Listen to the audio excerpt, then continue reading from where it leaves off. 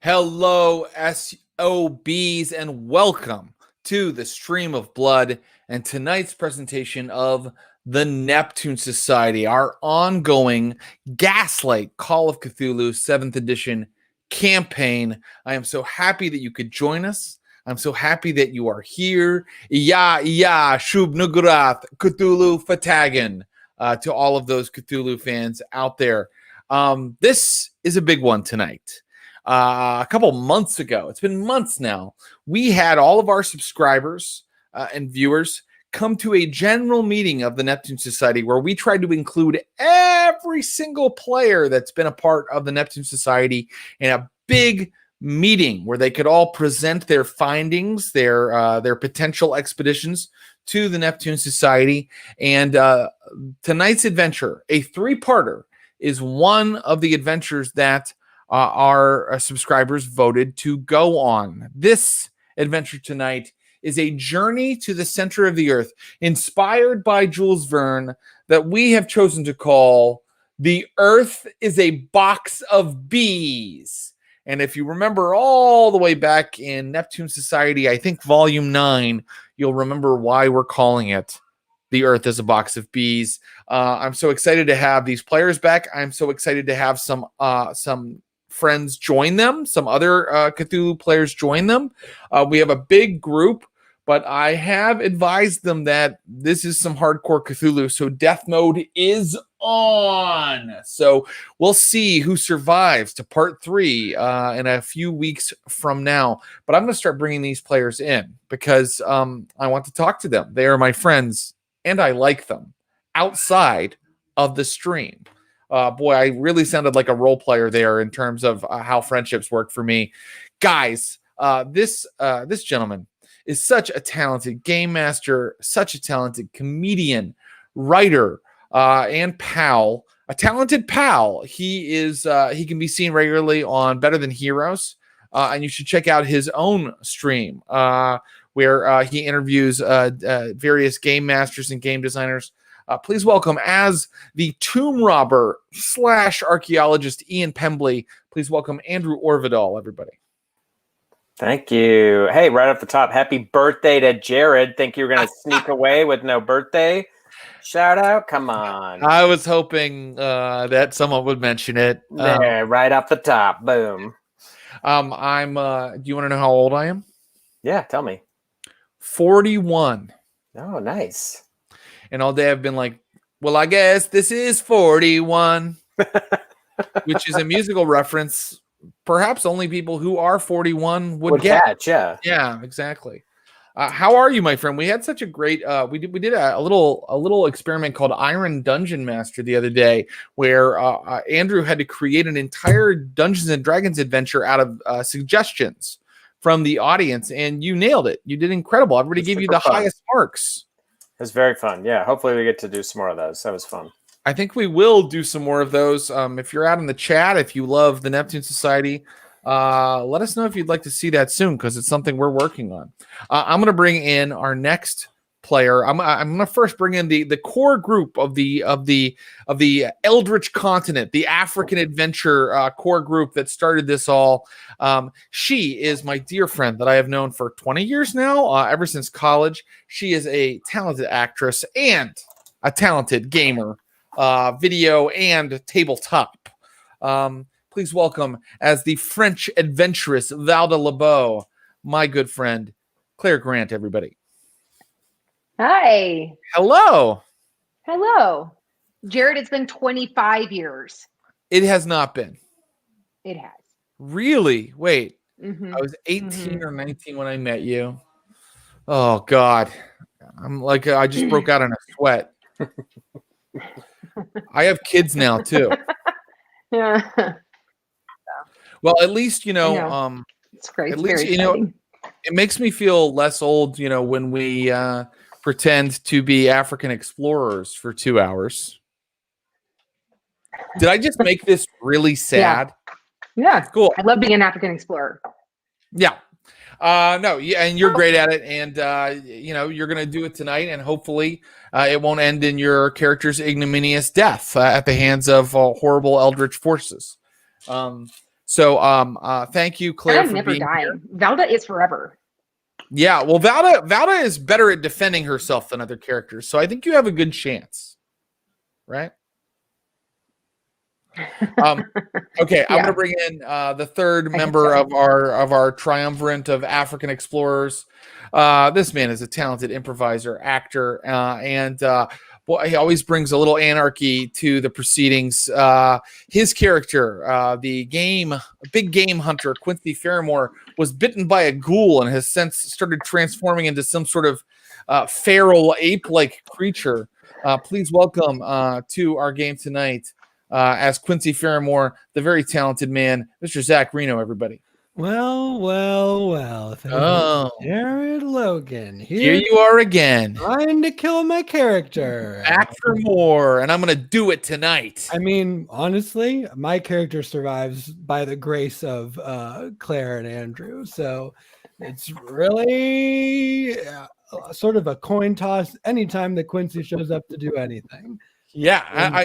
Have you gone with a black and white filter here? This is my sort of like this is like the map that they'll draw of our adventures after. I thought there was a little brown in there. There's another one, but There's sort of sepia. looks like, yeah, but see, like, so first there was the wolf when I was like, I'm turning into a wolf. Right. Then you're like, you're not turning into a wolf. You're turning into an ape. Well, that works. That works too. I like what you have there, actually. Okay, well, we can keep this then. The other sepia one I have is like some sort of French film, and that felt like the wrong vibe. Yeah, no, I mean, this is what, streaming was like in the 1860s. It had this kind of filter on it. That's right. That's what you come here to Stream of Blood for, is historically accurate Twitch backgrounds and Snapchat filters. Yes, and chat, if we are historically inaccurate at any point, please let us know. All right, I'm going to bring in your next player. I mean, look, we had to have her because the Neptune Society is never the same without her. A talented actress, streamer, and everything in between. She's been on the net almost every...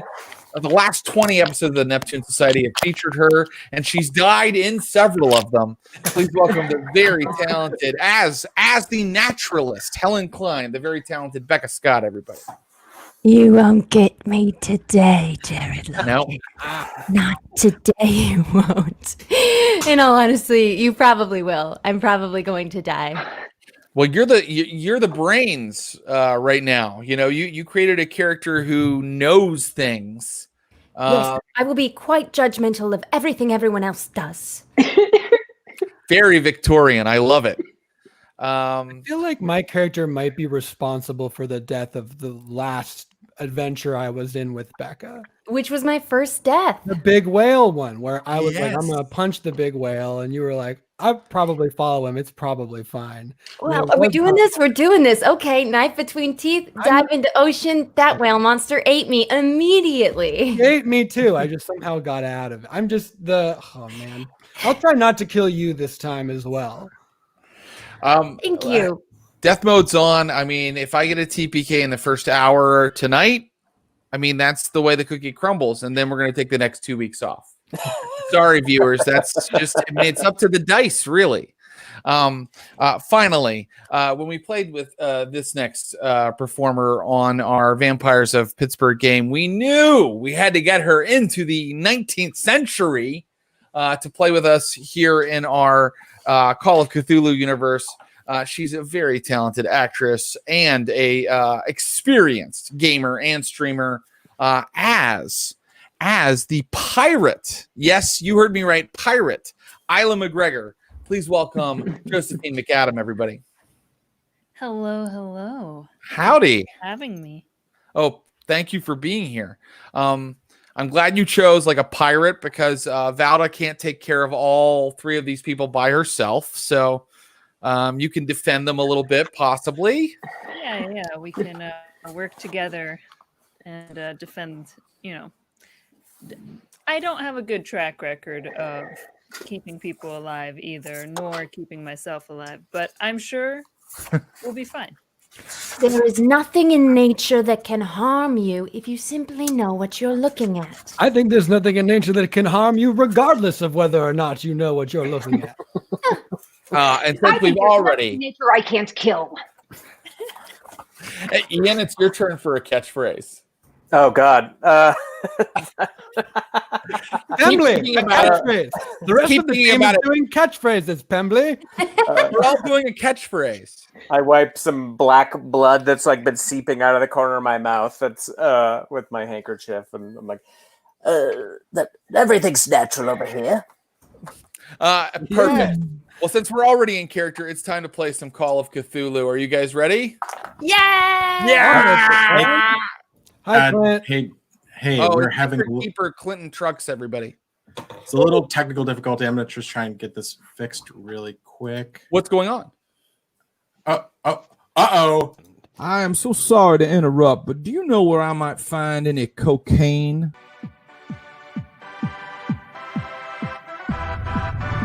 And that body is made of hundreds of hands and many faces that are kind of constantly like moving their necks around each other and like biting each other, and the occasional leg flails out. Yes, it's kind of crawling up out of the drain. They watch Deadpool. He tells them it's okay to eat ass. And that's how everyone has COVID. Where my COVID folks at? So, I tell you guys, the game rules say that if a dog eats a ding dong, it what does that say? all of its health levels. Oh, wow. Yeah? You're right. The people who It's a invented this game rule, but Does it become half man? it becomes Centaur dog? Yes. And I don't believe we've ever killed an incubi before, have we? No. So that could be like a new thing for us. Deep of its intoxicating fumes. That got weird, but you see what I'm saying. As you look at it, the blood and the image, the old medieval image, literally, pulsates, and the dragon's wings move, and its tongue like and you yes, and yes.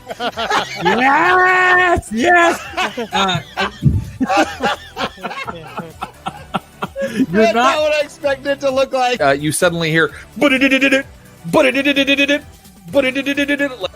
are strong boys. Strong, thick, ropey boys. Love to hear it.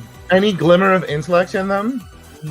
Hitting the windshield of the truck, all that. Curtis, you are Hitchcocking. Okay.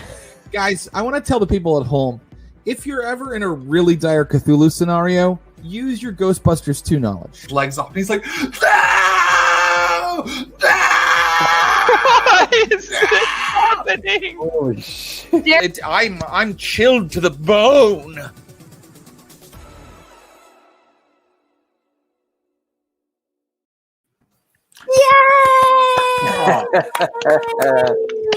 That made me laugh really hard, and then it made me cry at the end. Thank you.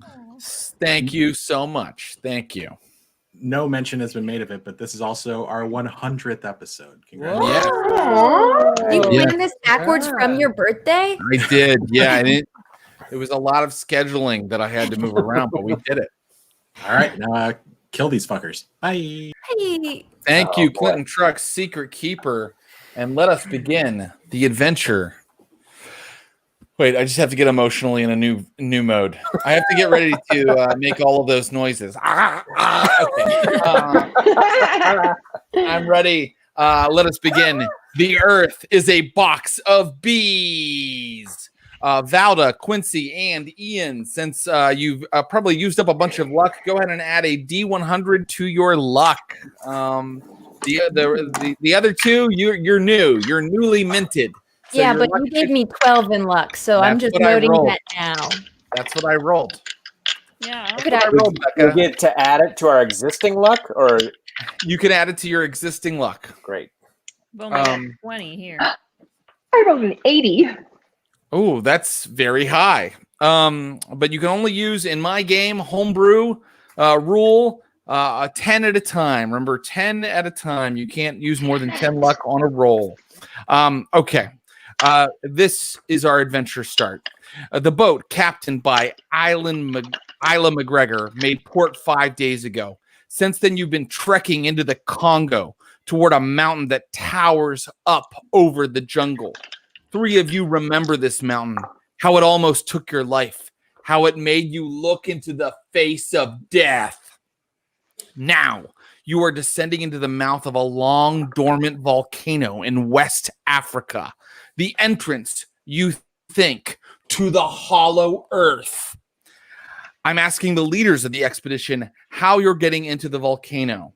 You'll recall from your last adventure, Valda and Ian and Quincy, that there was an entrance via a system of caves, or you could climb the mountain and then crawl into the top of the volcano. How are you getting in? This is an expedition you've all agreed to go on. It has been funded. It has been funded by the Neptune Society, but the leaders are the people who were here many years ago. Valda, Ian, and leader. We use that in a loose way. Quincy. So, how are you getting into the volcano that leads down into the center of the earth? It's been 10 years since we were here. Is that correct? It's been roughly 10 years. Yeah. Wow. It took you that long to procure funding. Mm. Now, in that time, people have been studying the problem. They have been maybe arraying resources to tackle this expedition. So feel free to be do that thing with a game master. You go, wait, can I have this? Because I might say yes. But right now, I just want to know what approach you're taking to entering this volcano, this dormant volcano. Did we secure funding for, because I'm sure we asked for it, the hot air balloon? That's right. That was that was part of our pitch. Yes. Absolutely, we did. And We so are you did. descending via hot air balloon? What's the point of having a hot air balloon if you don't descend via a hot air balloon? We can't use it once we get inside the I don't think. Well, hold on. We could. You brought me for my. Hold on, though. I'm holding. You brought me for my expertise, and I can tell you that the hot air, in combination with basalt rock, specifically the formations within this volcano, they work very well together. We could go all the way down in this. Oh, then absolutely we should use that hot air balloon. Good. You heard it here first. Hot air balloon. It's done. It's happening. So I'll have Quincy Ferrymore, who's the only person who has this skill, make a hot air balloon piloting roll. All of you are in the basket of this balloon. No. What you have done is you have launched it from a village nearby. You have floated up over the teeming, steaming jungles of the Congo. Birds, flocks of birds flew away at your approach as this basket. This is a massive hot air balloon. It can hold 5 people. Lifted up over the jungle and headed toward this mountain. Quincy Ferrymore, what is your hot air balloon skill? It's 44, but I just rolled a 14. My friend Quincy Ferrymore may check his hot air balloon skill, and now the balloon is descending into the crater of this mountain that leads to a location that 3 of these adventurers have been to before. The other 2 will soon learn its horrors. It is the mine of Natocris, a temple built into a dormant volcano. And Quincy, I can tell you this. Quincy, as you are pulling I don't even know how a hot air balloon works. It's a big string.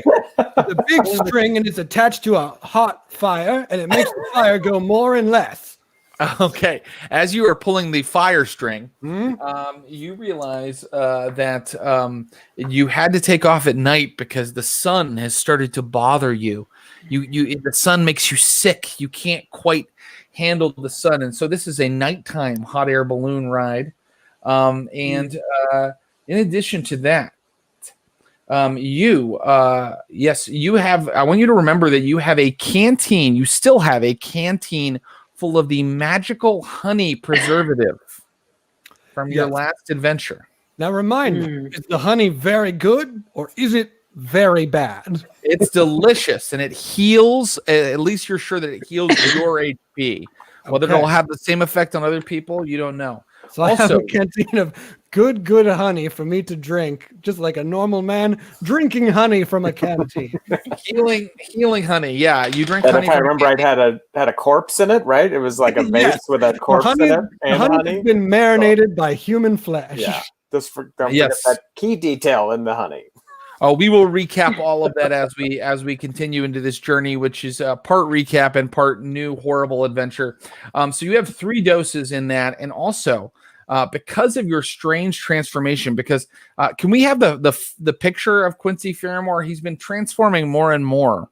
This is what you look like at this point in 1867, Quincy. Very good. Yes, and I don't know if your character's holding a banana right at this moment, but yes, he is. It's canon. He's holding a banana. It's canon. Thank you. You get plus 20% to your jump, plus 20% to your listen, and plus 20% to your tracking. And you don't have any, let me look here. You don't have any hand-to-hand fighting skill normally, do you? 40. Okay. Plus 20% to that. Point of order. For all that, you lose appearance. Yes. The losses have just begun. The losses is what I was just about to get to. Negative 20% intelligence, bringing you down to 40. And yes, negative 20% appearance, bringing you down to 40. But I would say it's even lower than that. Actually, let's bring it all the way down to 30 because do it. He's half creature, and so the rest of you can decide if you're worried about our friend Quincy Ferrymore. How is Quincy dealing with these transformations, Zach? What is? I think he has his comfort banana, and the banana makes him feel good. As long as he focuses on the banana is sort of a comforting presence. Very excited to be back in this bad volcano. It feels a little bit like home. I don't know if that's a good thing or a bad thing, but he trusts Valda and Pembly enough that I think he is in general deluding himself that nothing is wrong at all.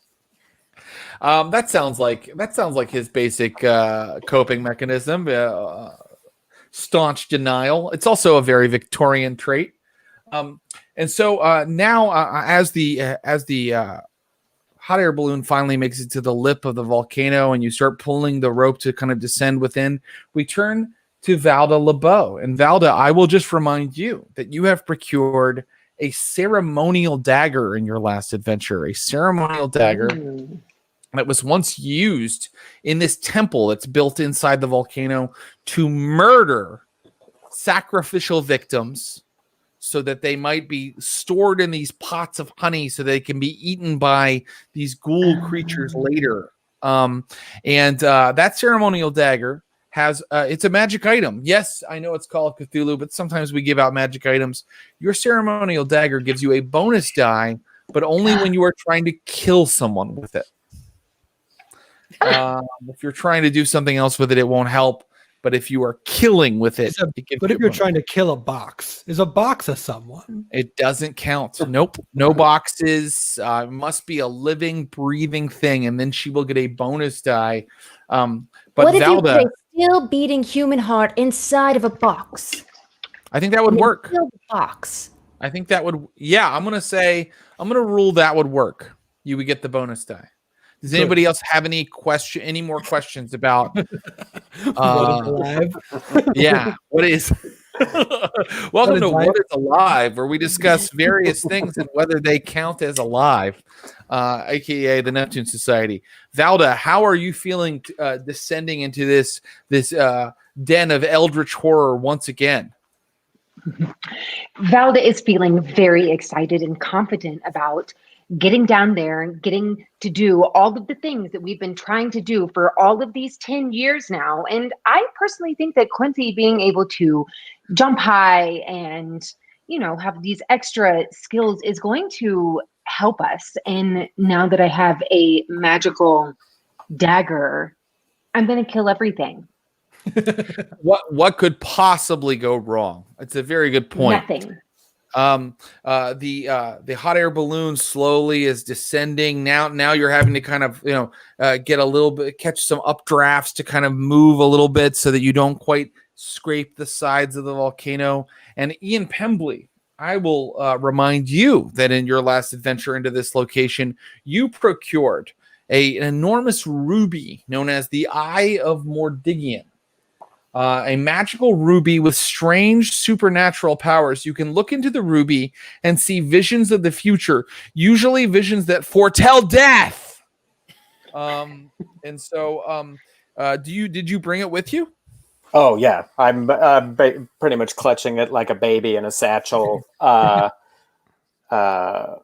very very tightly. And I'm vividly recalling the last time I was in this volcano and I held the ruby. I saw Quincy Ferrymore's animalistically transformed face attacking me.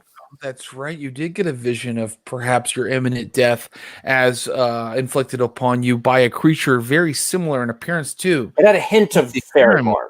Yeah. It had a hint, just a smidgen of Ferrymore. Do we have a Ian Pembly drawing we could throw up there? Yes. And what I love the most is the look of fear on his face. And that drawing is flattering for the previous adventure, and in the 10 years since, Ian Pembly looks really terrible. I've lost whatever remaining hair I have, and I have this very like waxen complexion, and I have these sort of like greasy little wire-rimmed spectacles that I'm always trying to clean with my filthy shirt.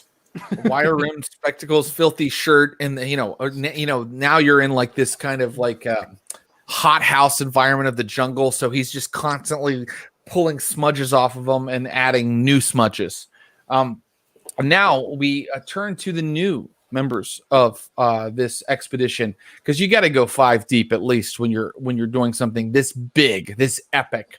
And so I would like to speak to Ilsa McGregor. Ilsa, you were tapped by the Neptune Society to not only ferry these folks to the coast of Africa, but also get them past some of the colonial officials, the Belgian colonial officials that kind of hold control of this part of Africa where this mountain stands, where the mine of Natocris stands. And so I can tell you, before you tell us a little bit about where your mindset is, that there was trouble with those colonial officials on your way in to the interior, and you were instrumental in cutting through the red tape so your party could head into the interior. You can choose to gain, and it's so funny because before we started the game, Joe was like, can I have this skill instead of this skill? So she chose some of these skills. So now you can gain 1d10 charm, intimidate, fast talk, or persuade for your excellent negotiations that got us this far into the interior. Okay. I'll do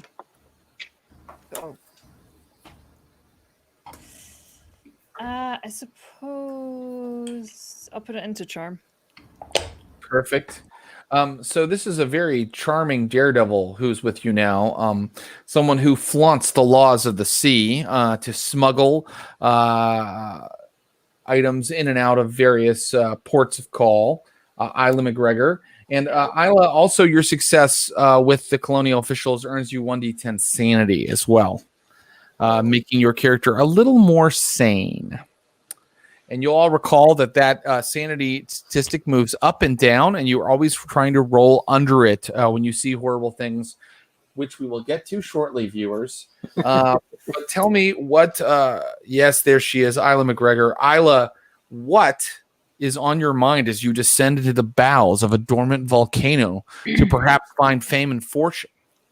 Well, I will say that I was prepared to sail in, but when it comes to being in the air, not quite what I signed up for, nor was I expecting this, and so I'm a little uncomfortable. I do have an eye on that ruby that Ian seems to be playing with of late. Clutching like a baby, he said. Right. Yes, Mm-hmm. I understand that connection one can have to these jewels. And so, it hasn't passed unnoticed, but really, I've heard that there's treasures in the center of the earth, and well, I'd love to be the first one to get there. And I'll do whatever it takes to be first. I love that kind of dedication. It is both scary and exciting. And so Isla eyes Ian's ruby and kind of keeps her own counsel as finally the basket of the hot air balloon perfectly lands on the floor of the volcano, and we turn to Helen Klein. Helen Klein. What I can tell you, Helen. So Becca, let's talk about Helen very briefly. She's a naturalist. I had down, I think, like a natural philosopher. She's good at all kinds of scientific pursuits. But what would you say her focuses are, or what do you think her goal is in the adventure? Well, of course, that would be the discovery of new and different animals, plants, and creatures. And I think I've found one right here as she bends down and inspects Quincy. Of course. Fascinating. Yes. Yes. Where is it? Where's the fascinating creature? What is your phylum, sir? Yes, ask the creature, but also where is it? She stands back up and turns to Valda. He doesn't know. Has he always been like this? No. Do you mind if I just Helen picks up Quincy and sort of listens. Incredibly strong to pick up me, a man. You listen to him? like with the stethoscope, but my ear. Oh, very good. Okay, let's see what our friend could do to Helen Klein. You have natural world in spades. You have perhaps you've read up on his condition using yes, library use. Why I chose to come along on this expedition. I mean, of course, a journey to the center of the earth for the naturalist is surely revolutionary, but this Mr. Ferrymore is something I had to see as well. Well, give me a library use roll. Oh, 4, baby! What? Oh, damn. So I will say that you have read up on his condition, and although there is a documented condition among some people where hair grows on their body, you, Helen Klein, are the only person to have theorized that is not what is happening to Quincy Ferrymore. Something far more dangerous and insidious is happening. He is transforming into an ape-like creature, a completely feral animal, and the transformation will be complete soon. He is in the final stages unless someone helps him. But your 4 is worth so much more than that. So I want to check your skill. I want you to check your skill. And then I want to tell you that, Helen, you've also, and maybe this is part of the reason you came as well, you've translated pottery shards that these other 3 brought back with them to England. And they contained occult knowledge of the lost city of Gaharn. This volcano and the temple inside it are, according to these pottery shards, a gateway to Gaharn, a place that is said to be the home of the true gods. Legends say the gods may grant a petitioner who finds them a great boon. Helen, your study of these shards, because you got a critical hit on your library use, gives you 1d10 plus 1d4 Cthulhu Mythos points. But you lose some sanity, Helen. 6. Okay, so you have 6 Cthulhu Mythos points. You have lost only 2 sanity. That's a lucky roll. And Jared, can I ask a dumb math question real quick? You may! Okay. When you say to add 20%, that the skills have a percent number next to them, and then there's a hard number. Yes, So if you have a hard number in the space, no, don't be apologetic at all. If you have a hard number in the space, add 20% to that. If it's one of the little, where it says right beside the word, like parentheses, 30%, add it to that and put it in that hard space as you described it. Even if adding it to the number in the hard space is different than the number next to it? The bigger one is your number. Got it. Thank you. Yes, perfect. Helen, you lost 2 sanity, but the final thing that you get is that you have other language. Mangani, it's called Mangani.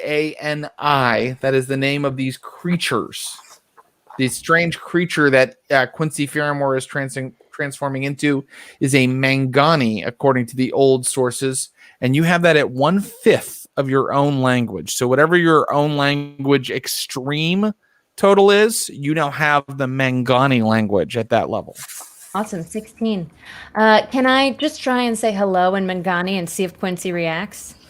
That's a great idea. Go ahead and roll it. I mangle this word and pronounce it completely wrong. Really bad. Whatever she's saying, though, like that she's like kind of you're kind of grunting, Helen. Yeah, exactly. Pembly, can I talk to you for a second? Yes, Ferrymore. I think this naturalist woman is. I think I have her absolutely, positively tongue-tied. She wants to touch me. She wants to grunt strange grunts at me. And I'm not much of one with the ladies, Pembly. So just, if you have any advice. Yeah, see, it's this. It's the petting. It's the petting. All the petting going on, Pembly. I don't dislike it, but I think it might be more your condition, Ferrymore. Of being very handsome. Of this fur you're covered with, and your I don't want to talk about that. Have you seen my banana? Yes, you've been waving it in my face the whole ride over here. Don't take it; it's mine. The floor of the volcano is covered in an enormous honeycomb.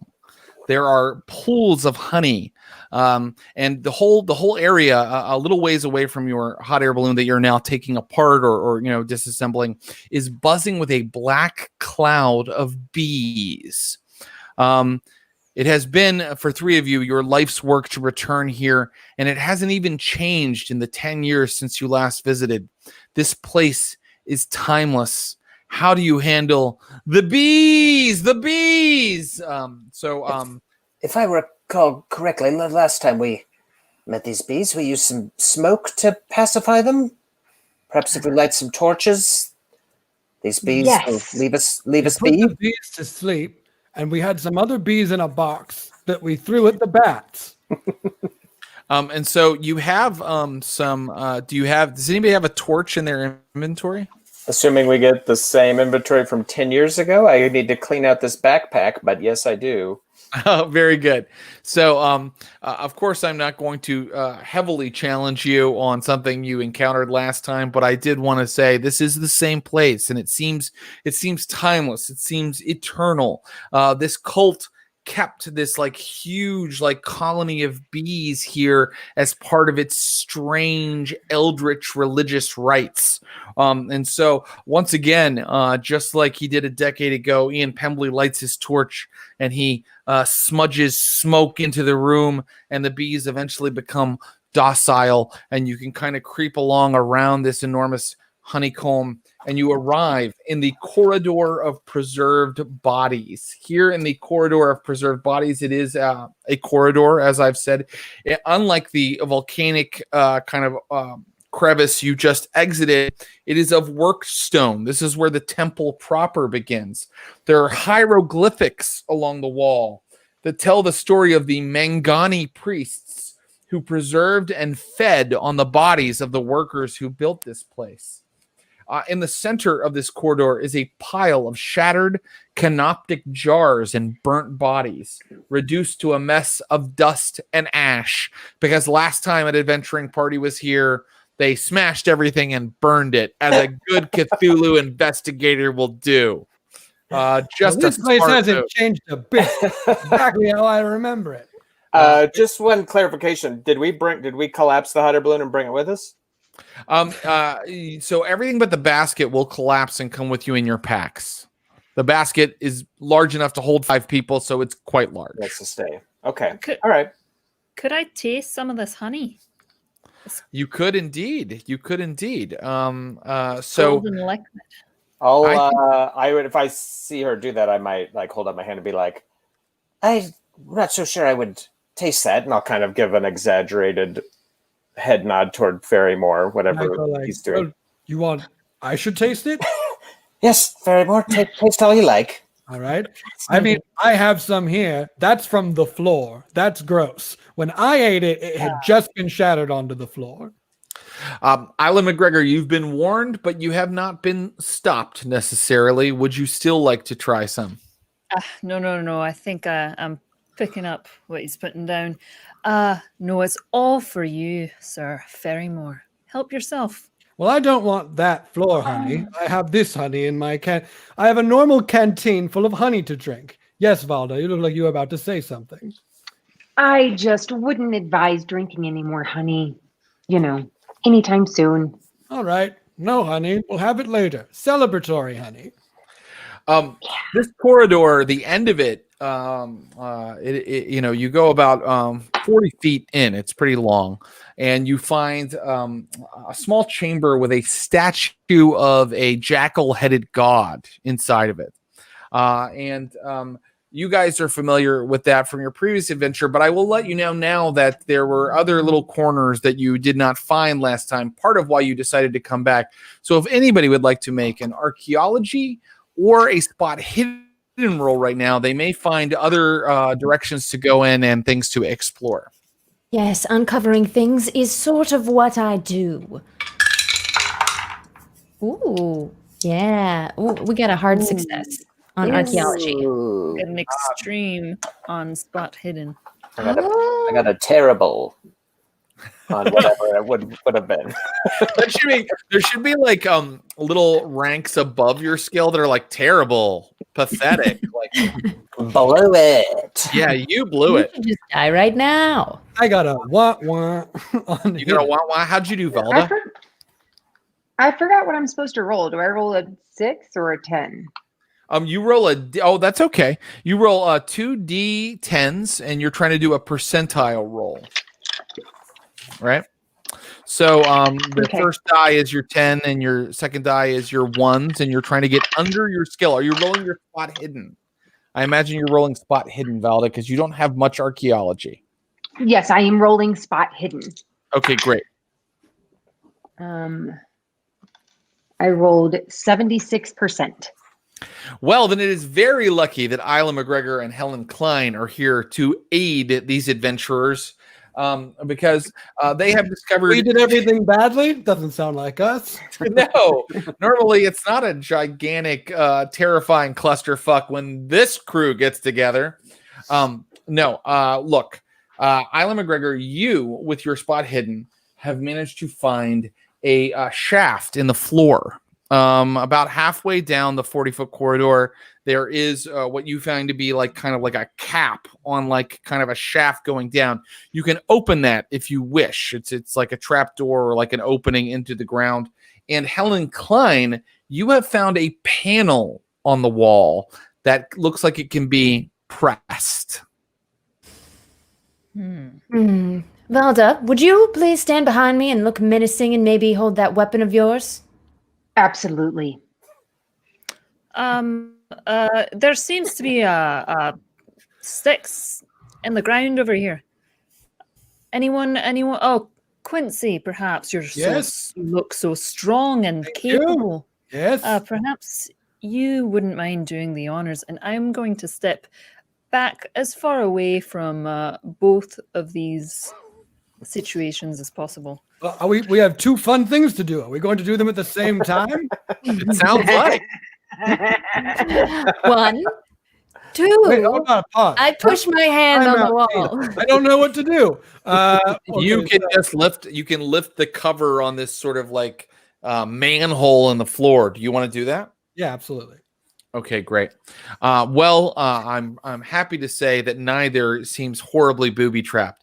As Helen Klein depresses the panel, suddenly part of the wall sort of opens up, and Pembly's torch, because he didn't say he was moving away, illuminates another hall covered in hieroglyphics.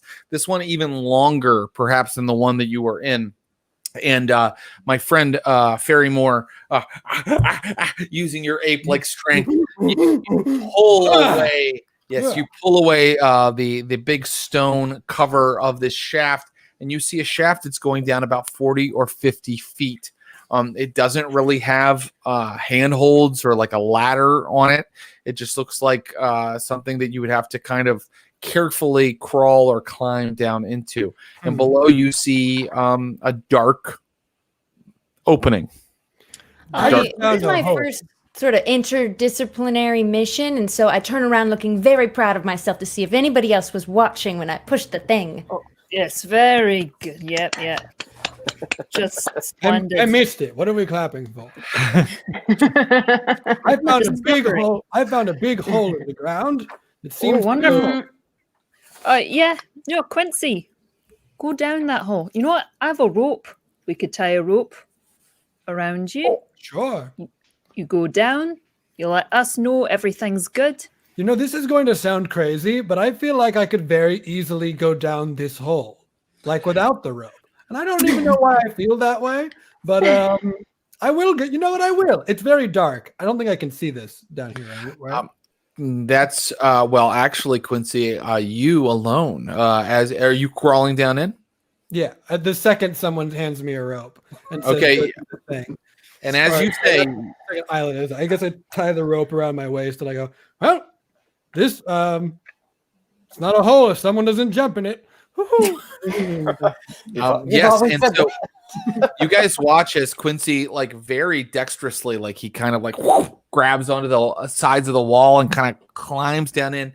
And Quincy, what I can tell you is that when you arrive at the bottom of this like 45-foot shaft, it kind of spills you out into a rough-hewn burrow.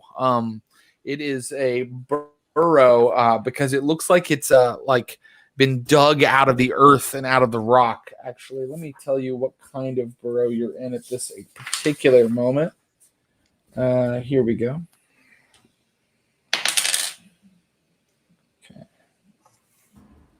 Yeah, it's a very narrow sort of passage. So there's plenty of headroom because of the hole in the shaft above. But you realize that you know, if someone was going to move through this kind of crevice you've arrived in, it would only be like one at a time, and they would have to kind of make their bodies go sideways. The hallway that they have up top. Well, I guess I'll ask. Hey, excuse me, can you hear me? I'm 45 feet down. It echoes. We can hear you. There seems to be a passageway that we could go through one at a time. I would describe this as a rough-hewn burrow. Is there any other way to? What was in the room that Miss Klein pushed the thing and found the thing in? Yeah, I think as soon as that wall would open, I'd just sort of be walking slowly in and holding my torch up. As this was news. This is something that I did not see last time. Yeah, this is a very long corridor that burrows deep into the mountain, into the volcano.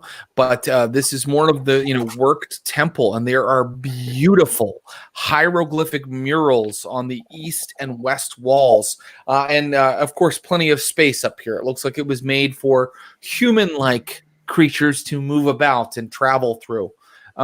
So I can describe the hieroglyphics on either side of you, or you can kind of go, it's a little far to the end. It's maybe like 50 or 60 feet down to the end of the corridor. You can go down there and take a look.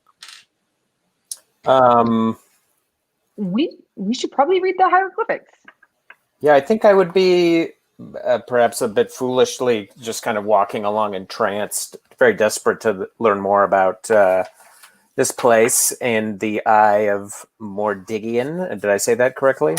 You did, I think. And corrupting me. Check pronunciation. You had an extreme success. Yeah. Yes. Can I do an archaeology roll on the hieroglyphics? You may, and if anybody else has that skill, they can help. An archaeology? That's right. This is wait. Did someone need someone that's very proficient in oldie things? Barely made it. Okay, and how did you do? Points of luck. I have a 60 and I rolled a 62, so I'm using 2 points of luck to hit that 60. Okay, so the situation with these walls is that they are covered in, it's like a book's worth of history and knowledge, each of them, right? Because they're so long and they're covered with so many symbols, right? But for your successful rolls, which both of you achieved, I can at least give you a a synopsis, and that one of them praises and tells the history of Queen Nitocris. Queen Nitocris, whose great dynasty built the mine of Nitocris here inside of this volcano. And her great bloodline and her great history of her genius and her martial skill is detailed on the west wall, and on the east wall it discusses even further back in Nitocris' history, the history of her family, which your very brief perusal tells you she is descended from people who came from within the earth, the hollow earth, a bloodline from the hollow earth of great kings who used to live in the earth's interior and eventually came up to the surface. Now, if you'd like to study more, Helen? Oh, sorry. Go ahead. Oh, no, I'm sorry to interrupt you. I would just say if you would like to study all of it and translate the whole thing, it might take you 1d10 hours. Ooh. I think, could I, it doesn't say that I have this in my pouch, but I would certainly have brought it knowing where I was going. Can I have some paper and a charcoal stick in my pouch? And I would like to make some quick rubbings of some of these hieroglyphics. You can have some papers and a charcoal stick in your pouch, and Cool. you may make those rubbings. I want to specifically take the one about Queen Nitocris, praising her, and then maybe some of the family line stuff. Just real quick. Okay, so you're kind of getting the greatest hits, or the things that kind of tell you what these hieroglyphs are all about. Mm-hmm. I'm going to cut back to our friend Quincy Ferrymore. Quincy, give me a tracking roll. Okay. Is tracking a subcategory, or is it just called tracking? It is just called tracking. It is a skill. Track. Oh, which you have at 50%. 70. It went up. Oh yes, that's right. I rolled a 46. Very good. So the second, well, no, not the second, but as you've been like kind of down here for a while, asking people if they want you to come back up, or what's our next move. Like I can tell you that like your nose detects something down here that feels achingly familiar. It feels comfortable. It feels like home. It's like smelling your mom's favorite recipe as she cooks it, or the trees that were outside your childhood home, and you feel very tempted to go deeper into these burrows down here. Great. What's it looking like? Oh, Isla, you still up there? Is everyone else still there? It sounds like they went somewhere else. Yeah, they're looking at walls. Could you untie the rope? Do you want me to pull the rope down? No, untie it. Yep. Okay. All right. I think you might want to come down here. I get the feeling that there's a really good time ahead. I can't necessarily put my finger on it. It just feels good down here. I want all of my good friends to have that good feeling with me. Okay. What do you see? I see a big dark passage. Very ominous. Sort of rough hewn. Only one person at a time can get through it. And then at the end of it, something that just smells so good. And I think we should all come down and smell it. And if you don't want to, that's fine, but I will be going over there. Oh, okay. What is everyone else doing? Does Quincy not have a torch? There's no light down there. Oh, I should have also mentioned this. Quincy, we never spoke of giving him a torch. I don't see one in his inventory. So I will tell you, I don't think I see one. Nope. So I would say that Quincy, somehow you're just able to see down here. Like your eyes are just kind of There's torches down here. It's fine. We can all go right through. No problem.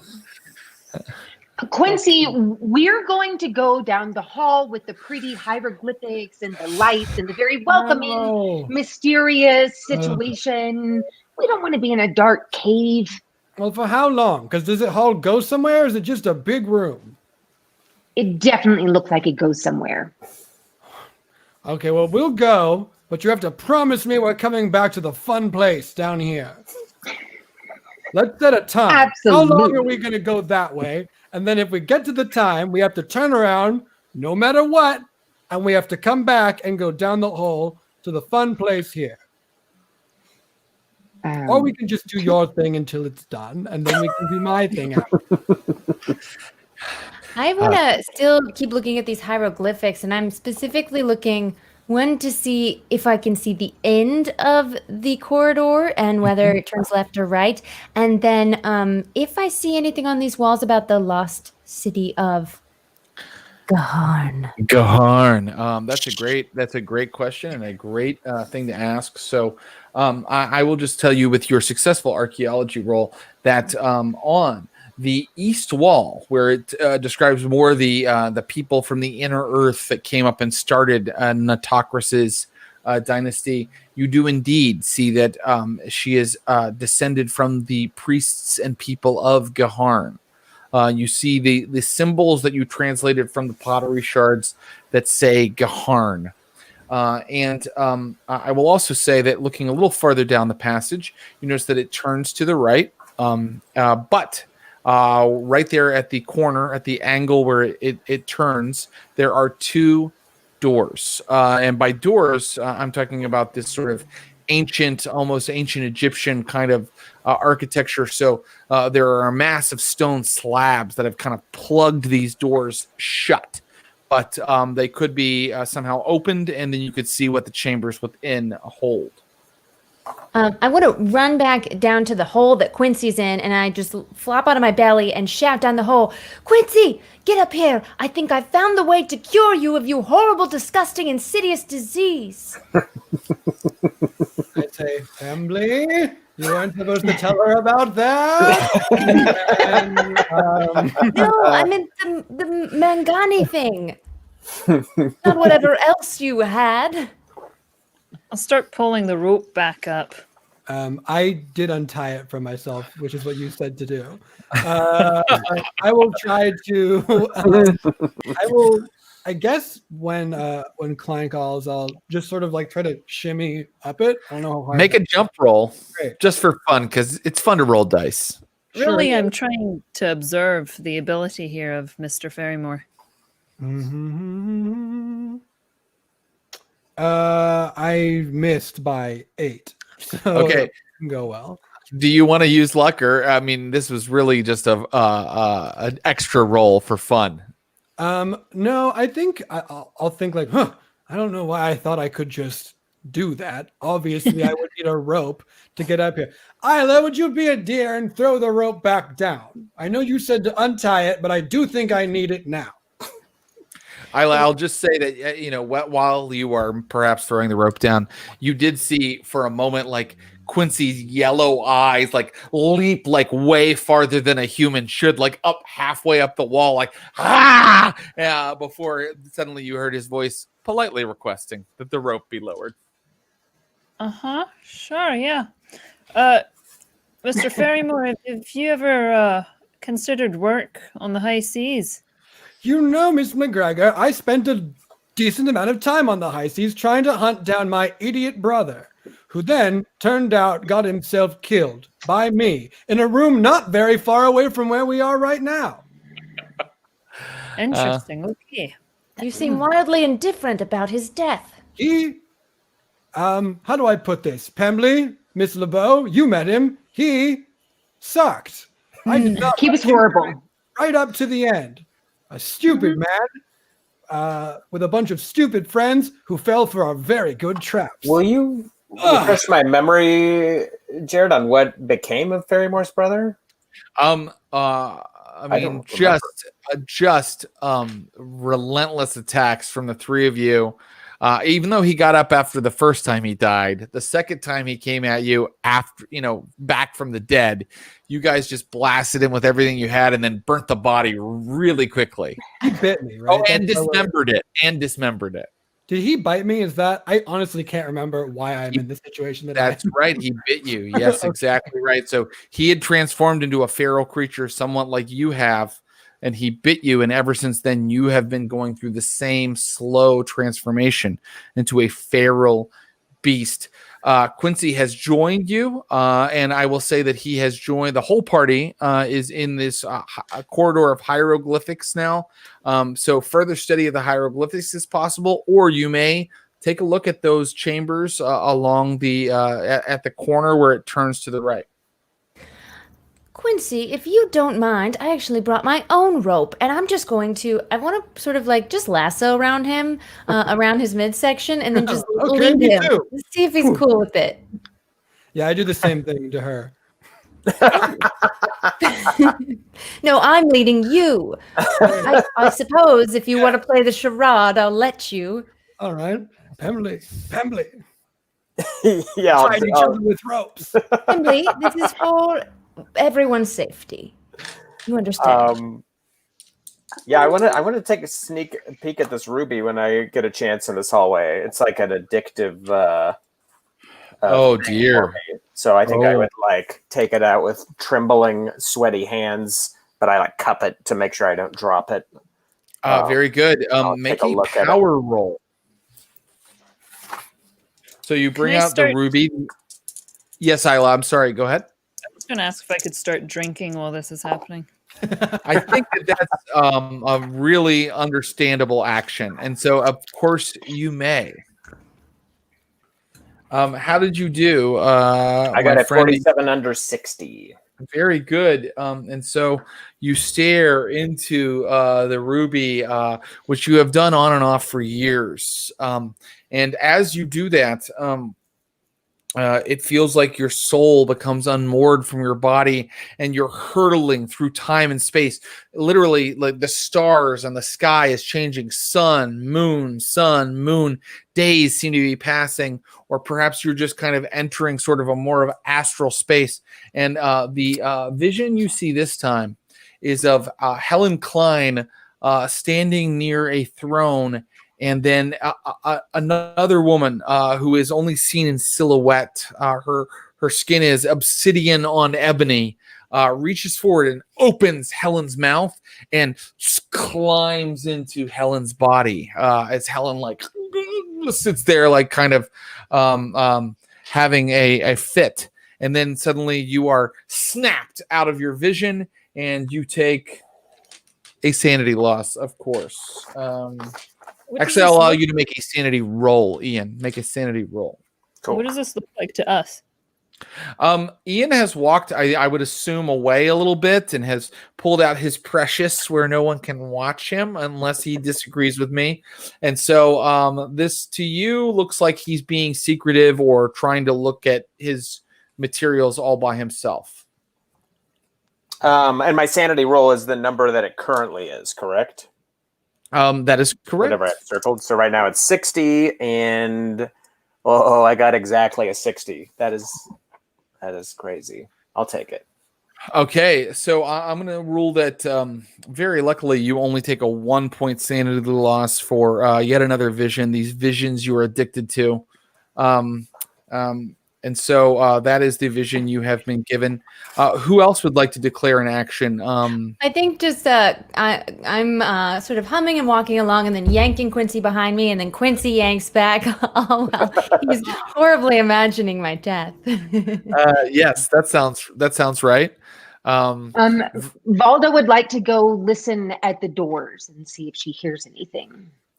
Very good. Valda, I'm not going to make you roll listen because I think you can take your time with this. You have all your friends with you. So listening at the doors, you hear nothing inside. And looking them over, perhaps at this close proximity, you can see that perhaps just a strength roll would get one of these open for you. Is there, when I look at the doors, is there any writing around the doors or hieroglyphics or anything? These appear unmarked. They're kind of, you go past all of the hieroglyphics and you're just kind of back into the kind of worked stone hallway. So like I said, it curves off to your right, and then you can go into some other chamber far ahead, or you can pull the doors open and enter these chambers. I would like to pull both doors open. Oh, very good. Give me a strength roll. and tell me which one you are pulling open first. The one straight ahead, or the one that's kind of on the western wall. On the western wall. Sounds good. I'm going to stop in my tracks and pull out my revolver. Very good. So you see Valda like suddenly like pulling open one of these doors. How did you do, Valda? I rolled a 58. And your strength, Valda, is a 65. So you succeeded. Great. So it takes some effort. Like, as you can see, you're like 7 away from your max, but you're like and Helen pulls her gun as she watches Valda pull. Dust comes up in clouds as this thing hits the ground. It makes a loud booming sound. Well, and you were looking into a room. It's not very big. It's probably 8 feet by 6 feet across, with a low ceiling. Like many, pyramids have these tinier chambers. But what you were seeing within it is weaponry. There are all kinds of old weapons and armor inside of this room. All of it bronze, some of it covered in a kind of pale green niter. But if you would like to search through it, you can see what is salvageable, because much of it is, even though it's bronze, it's kind of in a state of disrepair. Yeah, I'd love to search through it. Okay, great. Yeah. Is Isla joining her? Absolutely. When that door opens and I see some little shinies off in the distance, I'll take a swig of my rum and I'll skedaddle over. Very good. Looking inside, you guys searching for a little while, and I'm not going to make you roll spot hidden to find this. You're just finding what's salvageable. You find a khopesh, which is sort of like an ancient Egyptian sword that's long and curved. It does 1d8 plus 1 plus your damage bonus, whoever wants to take that. It is a sword. You find this is pristine. Scale armor, many bronze scales all over it. And it will provide 2 points of armor versus hand-to-hand attacks, 4 points versus ranged attacks. This is the kind of armor that Helen Klein might be able to tell you would be worn by charioteers and their archers in Egyptian combat. And finally, you find, let's see how many. You find 11 javelins, bronze-tipped javelins, which use the throw skill and do 1d8 plus half your damage bonus. 1d8 plus half your damage bonus. If you don't have a damage bonus, of course, half equals 0. So you need to split this up between you and Isla, Valda, but you have found all of these weapons. Sword isn't a skill, is it? Sword is what? Is sword a skill? It would be fighting. And so if you had fighting brawl, I might let you if I'm being really generous, I would let you roll it hard to use a sword, because anybody that can punch can probably swing something haphazardly. But for example, Isla has the sword skill. There is a sword. Okay, great. Right. Yeah, I'll pick up the sword and do a little flourish and say, I hope you don't mind if I snag this one. I'll take that armor. Very good. Are you going to don the armor? The big pointy sticks. I am. I'm going to put the armor on. Very good. It's going to feel great. Valda is now wearing this sort of, and by the way, it looks like it was made for a lady. It's kind of like it fits you perfectly. Valda's now wearing this like Egyptian scale mail. And are you taking the pointy sticks, Quincy Ferrymore? Well, none of they're being given to me. By the way, Valda, hot toddy, that looks great on you. Thank you. My God, what are we doing with the pointy sticks? Well, I think that we should distribute them to everyone. All right. Oh, there that's are cute. 11, right? You all know how to throw things, don't you?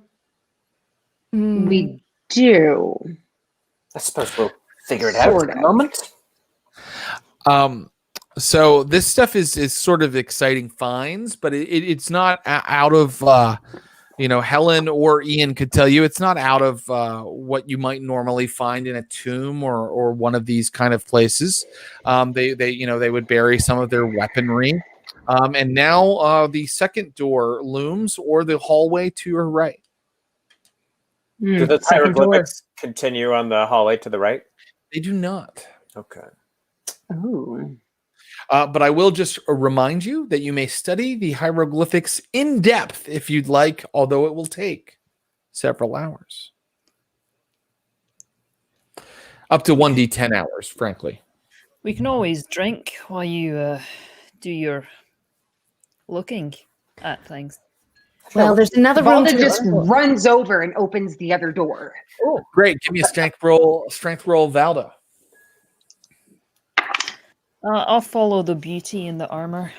I'm going to take a moment and see how long it might take me to investigate these hieroglyphics in depth. And as I sort of walk back down the hallway, I forget that Quincy's attached. And yeah. Can I assist in that? Is that a thing in this game? I don't remember. It is. So if you I would love an assist. If you assist in either action, Helen's like further exploration of the hieroglyphics, or in Valda's getting the door off, they will get a bonus. I'll help Valda then. I was going to help Helen with the hieroglyphics. yes, and I'd like to pull out my magnifying glass. Oh, very good. So without a roll for Helen, if Ian is assisting, you guys both know archaeology pretty well. I'm going to say that it looks like it would take you 2 hours if you work together to kind of really decipher everything. And Valda and Isla, Valda, add a bonus die because our friend Isla is helping you, and tell me what score you get. So when I add a bonus die, how do I do that? You just roll the tens die twice and take the better of the two rolls. Ian, I believe we could get to the bottom of this. Do you think we should try? Well, we certainly seem safe where we are. We might as well. Absolutely. No booby traps, no sort of creatures coming after us. I think we're perfectly safe to stay down here for several hours. This sounds fascinating. I don't want to be a part of it. Valda, how's that door going? How did the door go, Valda? It is a 99. Oh dear. Okay, so it is a critical fail with a 99, even with your bonus die. Wait, you rolled your tens die twice and you got a 99? Yeah. That was your best? Yes, I did. Whoa. Both times it was a 9. Oh God. Okay, yeah, both times it was a 9. That makes sense. Wow. Yeah. I'm so sorry, Valda. Let's see what happens. Okay. So, basically, I'm going to rule that Isla and Valda are kind of like pulling at this thing and putting pressure on it, trying to get it to move, like when you're moving, like your roommate couch into your apartment or something, and they're kind of trading, like no, a little this way, a little that way, and finally the door actually falls inward into the chamber. Both of you fall inward with it. You sort of lose your footing a moment, and you're falling into the chamber. And as you're falling, you get an immediate impression of a dais in the center of the chamber covered in beautiful gold artifacts. We're talking golden statuettes of like Egyptian princesses. We're talking headdresses, everything adorned with jewels, a king's ransom, hundreds, thousands of pounds worth of treasure. However, right now you are sort of falling toward it, and I would like to know if you can succeed at a dexterity roll, each of you. Yeah, if I succeed, I'd love to try to make this look as suave as humanly possible, and perhaps strike a pose upon righting myself. If you make it hard, if you make it at half your skill, you look like you didn't even fall at all. It was just Valda. 19. I rolled a 19. Excellent. Whoa. I passed, but it was a 69, so still very nice. Isla, you try to make it look cool, but everybody can tell that you stumbled and Frankly, Oh, your attempt to look like it didn't happen is a little embarrassing. But you both land inside the chamber, and you just stop yourself from like falling all the way forward onto the dais covered in treasure. And now I will go back briefly to our two archaeologists and ask them, are you going to take the 2 hours to begin studying? I feel quite convinced that Queen Natacris has left a trail for us to head down this corridor. I feel that time is of the essence, as Mr. Ferrymore here seems to be becoming more feral with every passing moment. Me, I'm not the one that almost just fell over. That was Isla. I saw her. She stumbled and she almost fell. And Valda. It is almost incomprehensible. I can't understand a word he's saying anymore. The man's half ape. He doesn't know what he's saying. Look at him. He would enunciate. That's right. I agree. I have the rubbings, so we can I keep on. I want to turn to Valda and Isla and yell after them not to touch anything. Yeah, in our experience as archaeologists, is a room like this kind of like what they might call an orgy of evidence, not to be messed with. So we'll say that you two briefly leave your hieroglyphics for a moment to see what Valda and Isla have turned up. And if you make an archaeology roll for me on this room, I will maybe perhaps give you some more information. A spot hidden is fine as well. I got Perhaps some sort of partnership is in order. I've never met someone with such skill at hieroglyphics readings. I succeed. Very good. I got what is it called when you get under half? Oh, you got a hard success. Yeah, I got a hard success. So I will say that our friend Helen Klein thinks that the way that the artifacts are displayed is very unique. The fact that they've all been put on sort of this little dais in the center of the room. It's not normally that they are stored that way, at least in terms of maybe Egyptian finds. And Ian Pembly, you agree and also remember that it looks to you very similar to that Anubis statue you encounter on your first journey into this temple, where there were pressure plates involved and parts of the floor moved up and down. These people that worked for Natacris had revolutionary technology even at that early date in the Earth's history. I'll exclaim like, Valda, Isla, perhaps take a step back. This room looks like it might be trapped like the last room we got trapped in. The one with the floor that moved. Yes. Didn't we have to move the floor to get to a certain part of the room? Perhaps we could lay some sort of trap in return. I am very curious to see what sort of mechanisms have been devised. How far is the dais with all the shinies? I'm having a really hard time not walking towards them. Inching just a wee bit at a time. My favorite players are here. What a gift to give to your game master on his birthday, Joe. Yes, they are only 6 feet away. Surely a cunning pirate like yourself could scoop them up, no problem. But why do myself what I think someone else could do for me? Mr. Ferrymore, I can't help but notice that you have such jumping ability to you. I did not go unnoticed earlier, so why don't you just jump to the center? Don't touch this moving floor that you think might be trapped. Okay. And I will secure the rope to anything securable over here. And we can sort of crawl our way above the floor via the rope. Were you speaking at full volume? Yes. Okay. I'm going to back out of the room. I'm going to back out of the room too. On Ferrymore's shoulder, like, one moment, Ferrymore, don't be hasty. And I'm going to take out the eye of Mordigian and take another look at it. Very good. Oh wow, we're going again. Oh dear me. Okay, I'm gonna spam this. Sure, it's your magic item. Why wouldn't you? Give me a power roll. Okay. Can I peek over Mr. Pembly's shoulder there? I got a 50 under 60. Again, you enter this astral space.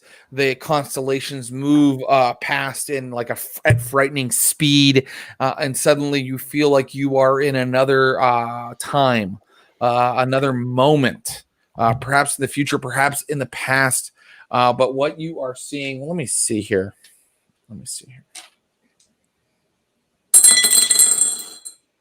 Okay, yeah. You see Ferrymore sort of kind of standing on that dais, and the floor has all dropped away. There's just like kind of a pit around him.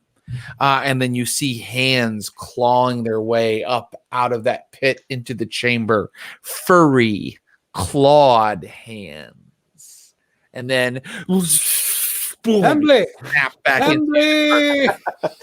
Yeah, if he's shaking me, I almost drop the ruby. I'll tuck it back in my satchel. And if Isla was watching, I suppose she would just see me. Maybe, I don't know what happens when I look at the ruby. Well, one thing that happens is you make a sanity roll. That's right. We all see him make a sanity roll. Oh, yikes. I failed big time. When players fail, I roll the sanity loss. Oh dear, 6.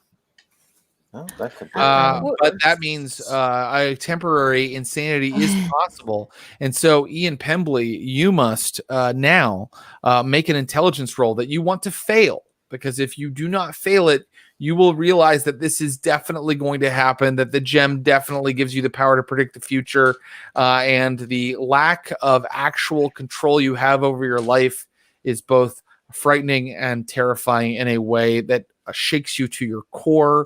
How did your intelligence roll go? That's unfortunate because it's my best stat. I failed that. I got a 44 under 80. I mean, I would have passed it. I failed. Yeah, you failed at failing. Did it game system. I did the bad thing. I got the bad result. Failed at failing. Okay, so you have gone temporarily insane, and I got to tell you, my favorite part of Call of Cthulhu is rolling on the sanity table because sometimes it doesn't make sense, and then we make it make sense, and then we have a lot of fun. So here we go. Bout of madness, real time. Would you please roll a d10 for me, Ian Pembly? If I'm observing this, would my psychology perhaps aid me in recognizing what's happening? I think it definitely would if you would like to make a psychology roll for me, Isla McGregor. And Ian Pembly, what did your d10 reveal? An 8. Physical hysterics or emotional outburst. You are incapacitated from laughing, crying, or screaming for 1d10 rounds. Yeah, I'll just start clutching at Ferrymore and shrieking and screaming for him to get back. Great. I was sort of like shaking him, so I think I'm going to physically, just like viscerally contest whatever it is that he is doing right now. Ferrymore, no! Ferrymore! Stop yelling! Why are we yelling? Isla, how did your psychology roll go? Well, it's interesting because I failed, but clearly something's happening. Isla, you don't need a successful roll for your character to know he's looking into a ruby and it's doing something to him, right? It's altered his psychology. So just to, assume your character knows it's connected to the ruby now. Quincy Ferrymore, give me, you don't have to give me a fighting roll. You can are you pushing him away? Holding in place. Oh, holding him in place. Okay, very good. I was like shaking, like he's flailing. He's freaking out. It's weird, and I don't like it. I asked Valda. Valda, is this something that they do normally? Is this like a intimate thing for them? I think Quincy's just trying to take care of Ian. I'm going to run in a circle around Quincy and Ian since we're still attached by rope, I suppose. And now they're both on the rope. Yeah, so you're kind of so you've captured both of them basically. I love it. So you guys are watching them go through this. I think that could I say I'm not trying to cheat, but could I say to Ferrymore like, They're under the floor. They're under the floor, Ferrymore. They're under the floor. What? You're not making any sense. Under the floor? How could that even be possible? Snap out of it, man. That's when all of you, because Ian Pembly's been screaming quite loudly for a few minutes now. Our friend Helen Klein has very smartly kind of secured them both, just in case. Isla, you've realized what's happening. It's connected to the ruby. Valda, you're also kind of comforting them, and that's when all of you, no listen roll necessary, hear from the floor scratching sounds as if hands are clawing at the floor trying to get up into this chamber. And at that moment, all of you must make a sanity roll. Does anything happen to me being temporarily insane to make the sanity roll, or I just roll like? You do not have to, my friend Ian Pembly. You're already in the midst of a bout of madness. Cool. So you already told them what. They're partially making this because you told them what was about to happen, and then it happened. Sorry. Well, how does that work? We try to roll under our sanity, right? You roll under your current sanity. So as it goes down, you're trying to always roll against under the current number. When you gave us points at the very beginning to get back sanity, mine luck is what I gave you. Oh, luck! And I think that if yours is quite low, Quincy Ferrymore, it would make sense because you are transforming into a half human beast. I'm gonna. Okay. Go ahead. Oh, I'm gonna grab Pembly by his shirt. I'm staying sane, but I shake him and I say, "What have you done, man? How did you know this was happening?" Who failed? Who went over their sanity? That's correct. I did. Miss Isla McGregor, you lose 1 sanity. Mr. Quincy Ferrymore, you lose 4 sanity. Still not enough to perhaps create a scene like Ian Pembly is doing right now. And so I will ask you guys what your next action is. Is there... Go ahead. Oh, no. We're in the room with the people clawing on the bottom of the floor, right? Yeah, you can hear them below, like, and you can sometimes hear like meeps and howls. And actually, Quincy Ferrymore, right now you are hearing. Perhaps this is why you lost 4 sanity. You are hearing among the meeps and growls and howls, people going like, "Let us up, brother. Let us in, brother. And Ferrymore and I are taquitoed Let together. us feed, brother."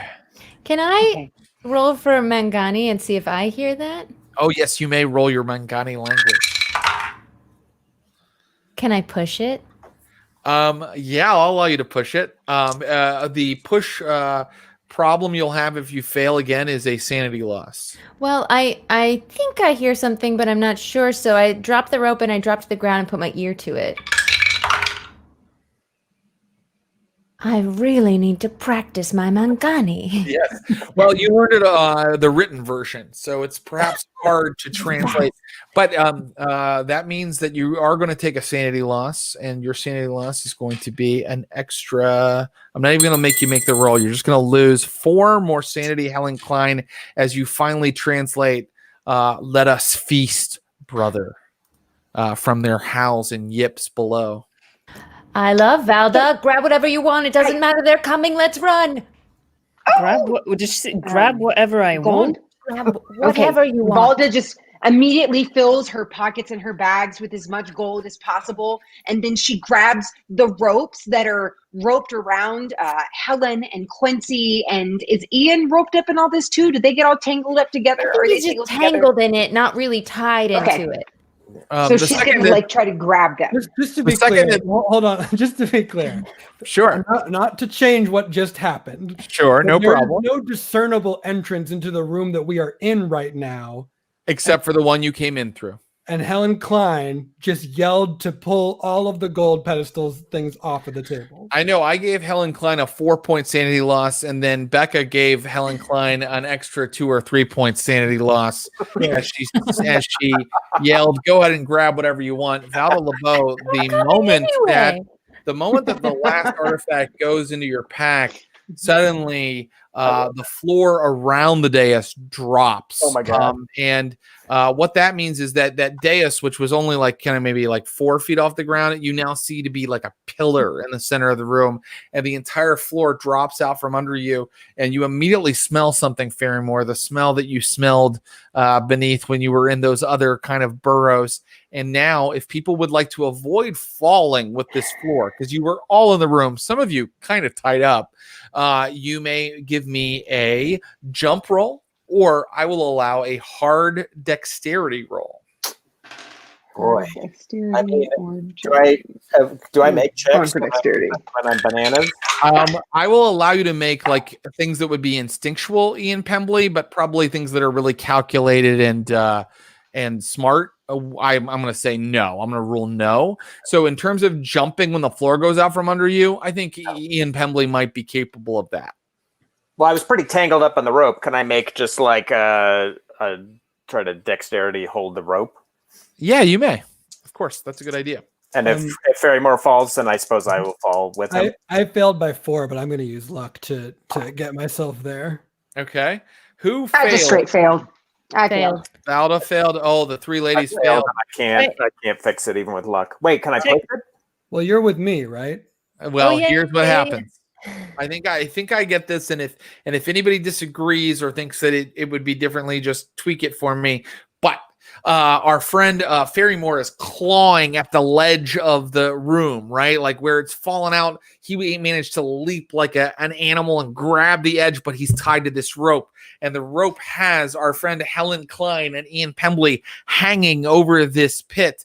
Valda and Isla just went all the way down, and that means that they take some damage when they hit the ground. And that damage is not much. It wasn't a hard success. Oh, you succeeded, but it wasn't a hard success. I'll allow you to avoid the damage, Isla, but you do get to the bottom. Like, it falls almost like 30 feet, 35 feet, like instantly. And so you kind of land on your feet. Valda, you take 2 HP damage, and you suddenly see glowing eyes and hear grunts and yips coming at you from the darkness. This chamber below is sort of a cave, sort of an open cave with like a low ceiling. And can we see the creatures that are approaching our intrepid investigators here on the bottom floor? We'll throw those up in just a second. But right now, it looks like we are going into a combat scenario. And so, give me 1 second. I forgot to grab my pencil.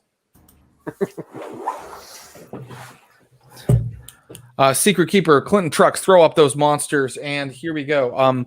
Let's see. I have a 50 deck. I can't find them. Okay, well, somebody spent too much time on the birthday montage. Boy, someone was working on a birthday montage and forgot the monsters. Will Pottorff, send them to us. WillPottorff.com, Pottorff. He is a great artist. Okay, so I have Quincy is at 50 dexterity. I have Valda is I'm at actually higher than that now. Oh, now you are higher, eh? It's 70. You're at 70. Okay, and Valda, you are a 65 dexterity. And our friend Isla, you are at, I forgot, Isla is all dexterity. She's at 80 dexterity. And then we come to our friend Helen, who not bad, 60 dexterity for Helen. And then Ian also at a 60 dexterity. No idea how Pembly has 60 dexterity. Wait, unless I'm doing this wrong. Did you say I maybe gained dexterity? I didn't believe I gave. I think I gave you 20 to skills, but not to. Yeah, that's okay. Don't worry about it. I lost intelligence, is what it was. That's okay. Yeah, it's all good. So you're at 50 actually. That makes sense. Okay, and then let me see what my monsters have. Just gotta look at my monster manual here. I need an entire manual for this adventure, everybody. Here they are. And they have, okay.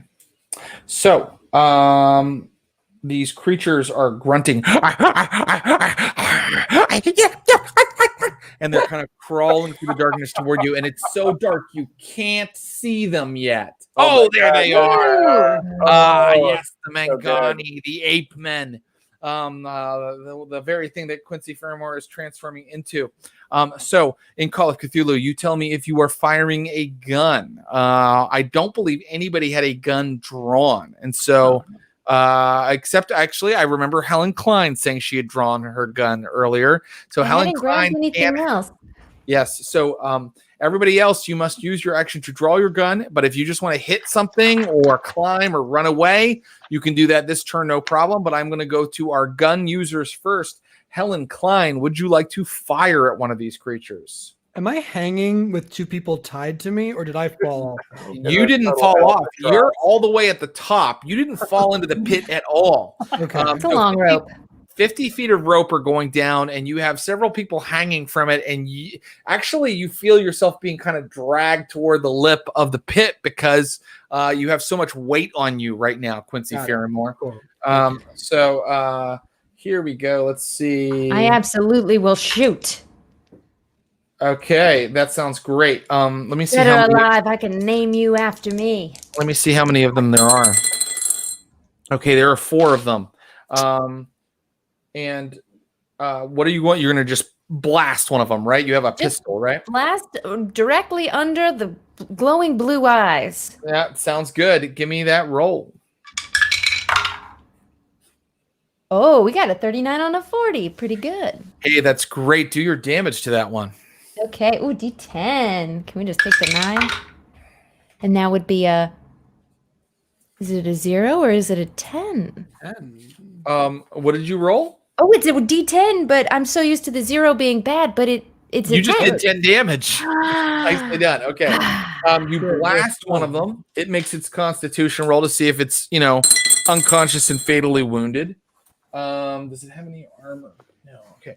And it fails its constitution roll just barely as well. So, Helen Klein, you're kind of hanging from the side of the wall. You aim your gun and you blast it, and the thing just goes and just like goes falling back into the darkness, completely exploded. It did. I learned that in the jungle. We come good to on people you, Helen. who, Good shot. who didn't have guns drawn, can draw their guns, or they can do some other kind of action. And we will now go in Dex order, and we'll start with Isla. Yeah, I'll take a swig of the rum and draw a pistol if you'll allow it. I'll allow both things. And in fact, Isla, rum seems to be an important part of your character. So right now, I would like you to make a Constitution roll. Don't worry, this isn't to punish you. It's to maybe do something funny and weird. That's a success. It's a hard success. Okay, so I'm going to give you drunken shooting is a special ability that you have. I've just created it off the top of my head, and it means that when you drink a lot of rum and then shoot, you have to make a con roll. If you fail it, you're just drunk and you lose shooting skill, but you just succeeded. So go ahead and give yourself plenty plus 20% when you're shooting right now because you're drunk. Okay, so that's your action. You drink the rum, you pull a gun. And then let's come to our Valda LaBeau. Valda, you are just on the floor of the cavern with these things coming toward you. Mm-hmm. I'm gonna shoot at whichever one is closest to me with my flintlock. Okay, sounds good.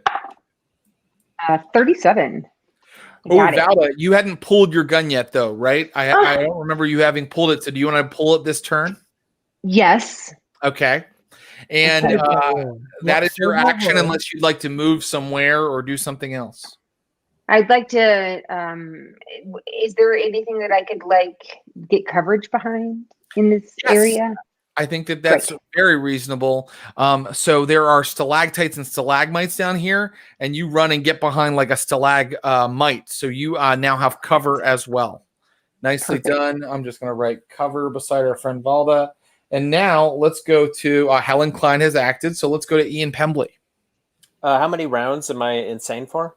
Oh, you're insane for, let's see. We kind of handled it with liquid time at first. So let's see how many more rounds you're insane for.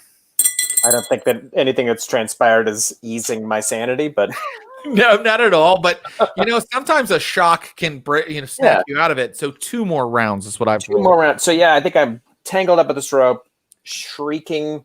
Also, this is just a general question. Is this the first thing I've ever looked into the ruby for and seen actually happen immediately after? The other things are like possibilities, but I believe this is the first thing that I've seen actually happen. Correct. Yes, this is the first thing where you looked into the ruby and then it immediately came to pass. Okay. Cool. Yeah, I'm just shrieking and tangled up in the rope. Okay. Ian's going, just sort of swinging back and forth. And oh my God, that's so wonderful. Helen, you've already fired. Does your gun get more than 1 shot per round? Oh, great question. See, I can look here. 1 in parentheses 3. Oh, it does then. Would you like to fire again? Wow. Yes, but I would like to sort of just since I'm dangling on the same rope as Ian, I'd like to give him just an elbow into the guts to shut him up as I aim for the second creature. Here's how I picture the rope, and you guys tell me if it's different. It's like there's 3 points of contact, right? There's me at the top. Then there's the person that was closest to me but didn't quite sort of rolled halfway down but wrapped up in the rope, sort of spinning in the middle, anchored by you at the bottom, also hanging at the bottom of the rope.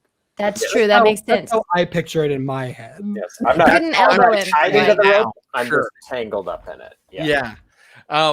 Yes, that's exactly right. Pembly could fall if he becomes untangled because he's not tied together. Only Helen and I are tied. Instead of elbowing him, I'd like to look up, hear him screaming, take a slight step forward, even though I'm still attached to the rope, but I think my feet are touching the ground.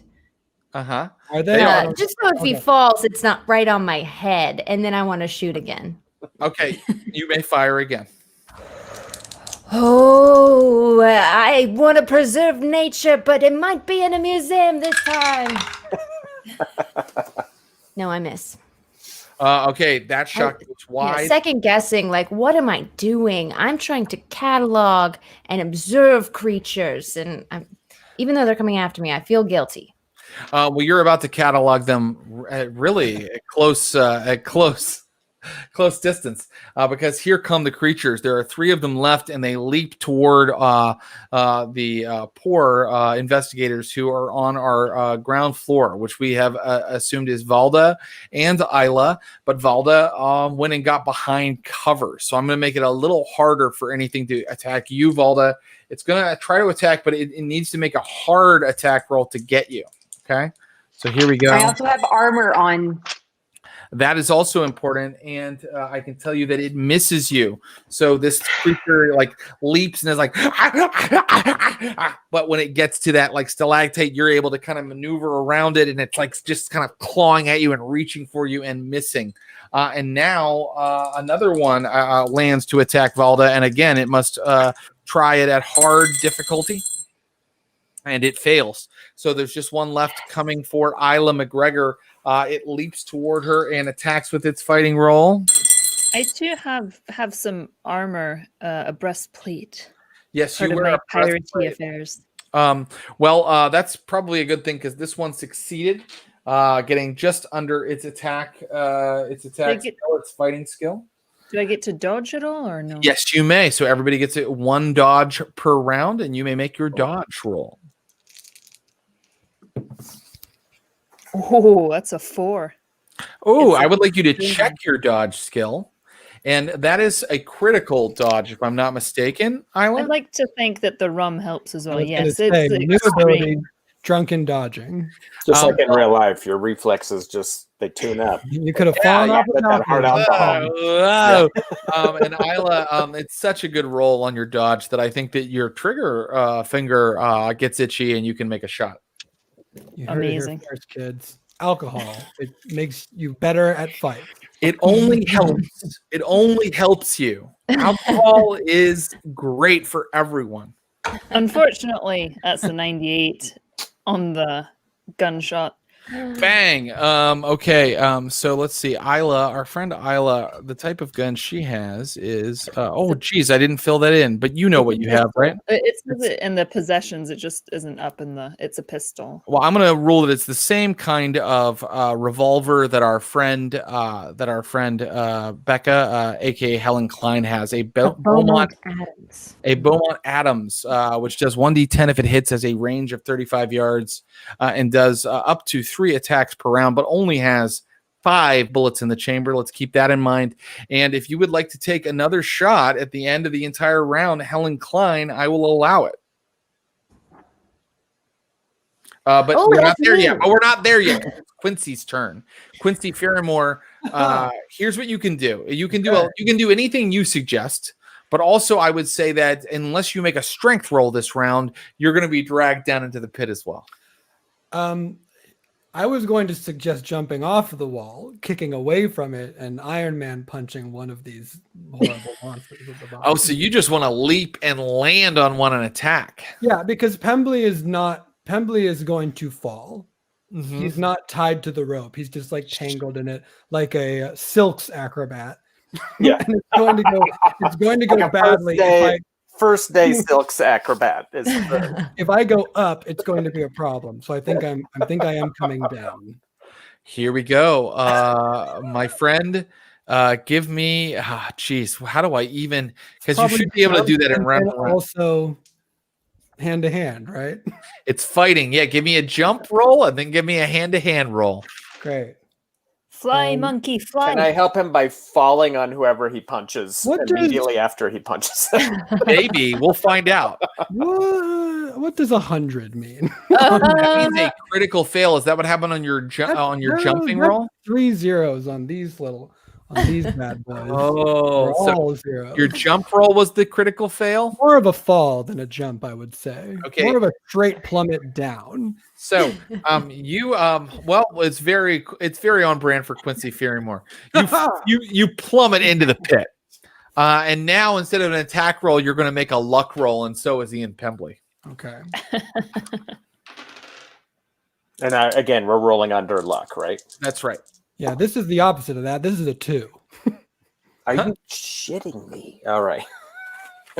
Wait, a 2 is good for your luck roll, Quincy. I'm saying it's the opposite of the very bad roll. It's excellently done. Okay, perfect. I land on Pembly. I feel fine. Okay, so Ian Pembly, you just fall and hurt yourself. Your head just hits rocks and you take 4 damage. Is that more than? It's not more than half your hit points.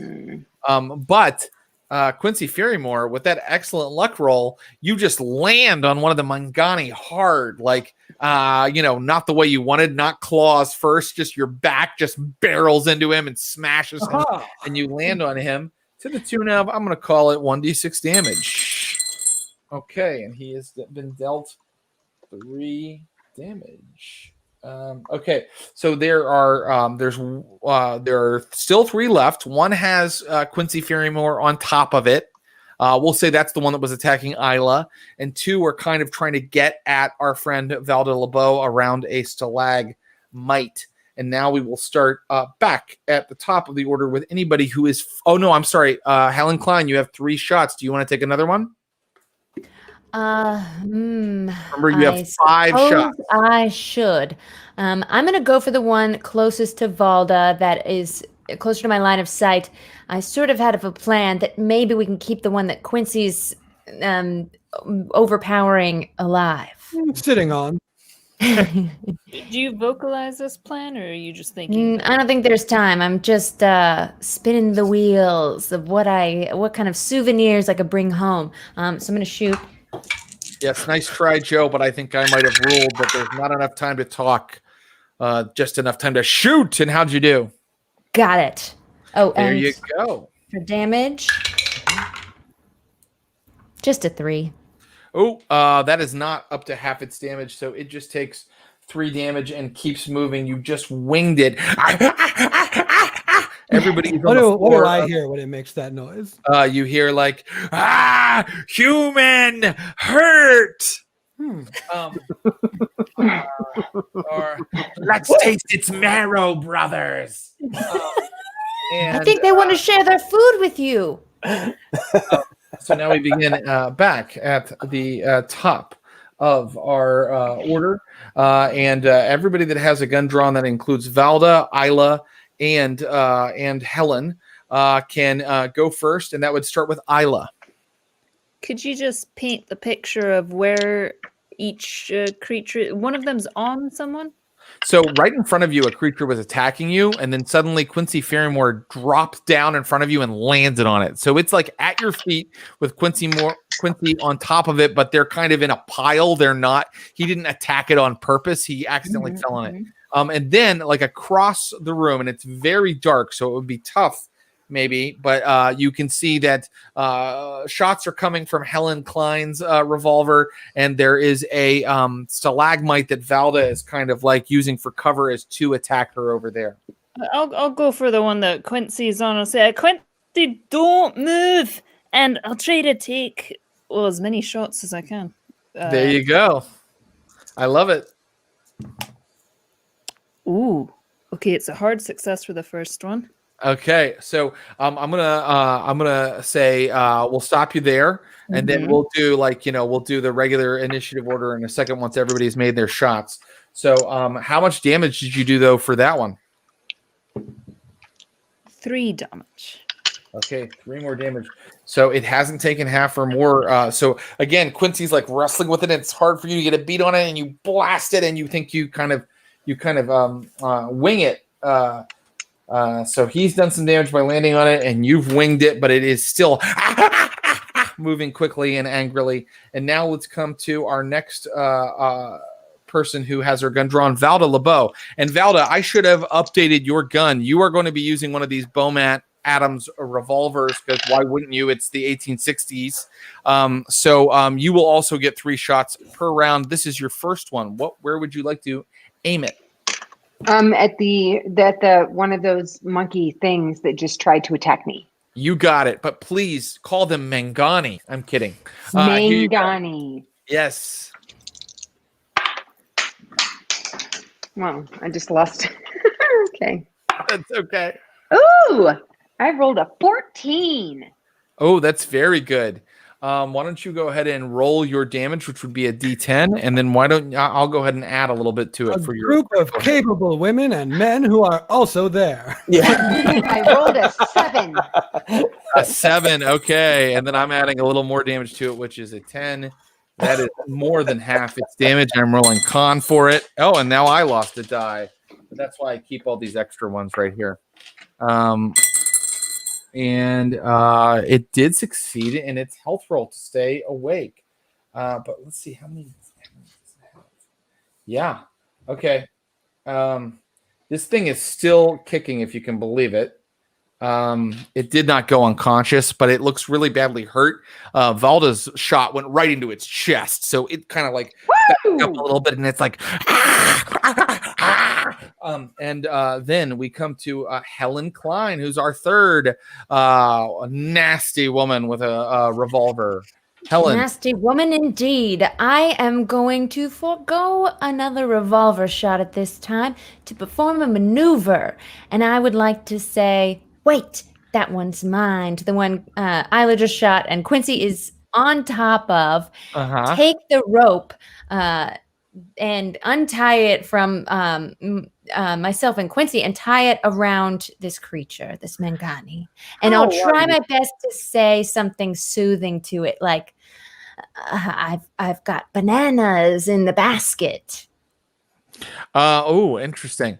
So let's do this. You can give me a dexterity roll. If you get it hard, you have both untied yourself and tied up the creature.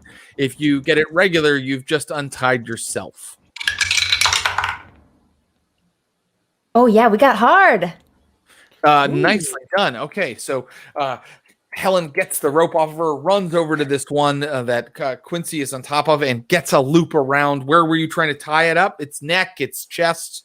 I want to go around the upper arms and around the neck to sort of immobilize it. Okay. From the waist up, immobilize it. From the waist up, so you have it. And then have a lead. Yeah. So you have tied this thing. Do you think you've got it? You wanted to get around its arms, even, right? Yeah. Immobilize the arms, but the legs are still free. Okay, the one fighting Isla has now been hogtied by Helen Klein, who is desperate to find a zoological discovery and bring it back to civilization, despite common sense and every impulse of safety known to humankind. And that's the end of. You didn't shoot, so I kind of had you go out of order, but that's okay. I'll just skip your turn here when we're doing non-shooters. So here we go. Ian Pembly, you're still insane this round, right? Did slapping my face against the floor sober me up at all? No, we said 2 rounds. I think we should stick to it. Okay, just checking. Yeah, I'm just like a lump of raw pizza dough on the floor, kind of babbling to myself. Well, before so we did the round for people shooting. Now we're going in regular dex order for people who aren't shooting. But if your gun fires more than once per round and these guns fire 3, Isla, you can take another shot if you'd like. Yeah, I will. Helen, perfect. You've tied him up for me. I'll try and shoot it again. He's all tied up. You don't even have to roll. Do you want to put a bullet in its brain? Absolutely. What are you doing? For scientific discovery. Bang! Another one is completely eliminated. And it's quite messy and horrifying. And then we come to let's see. That was Isla. Valda, you have a gun that shoots 3 times per round. Would you like to take another shot? Okay, so you have one that you just hit and it's pretty badly hurt, and another one that seems alive and kicking. I'm gonna go for that. I'm just gonna knock this one out that I've already damaged. Okay, great. Go for it. I rolled a 10. Ooh. Oh my god. Okay. That's amazing. Do your damage 1d10. 2. Guess what? That's enough to finish it off, though. So you blast it again, once in the chest, again in the shoulder, and it finally goes down. And now there's just one left, and it is actually its turn, I believe, right? Because Helen's gone. Yes. Okay. So and this one is we're gonna make a little bit of what we call a morale roll for it, which it fails. And so it tries to escape from all of you. It starts going and like leaping and jumping away from you down into the tunnel. This is the only one left standing, and it hasn't taken a hit yet. And then we come to Quincy Ferrymore. Quincy, the creature under you, has just had its brains blown out by our friend Isla McGregor. What would you Good like shot. Good teamwork from the two of you working together who both wanted to kill that thing. Cheers. I think an uncontrollable urge to chase the running thing and tackle it to the ground. Great.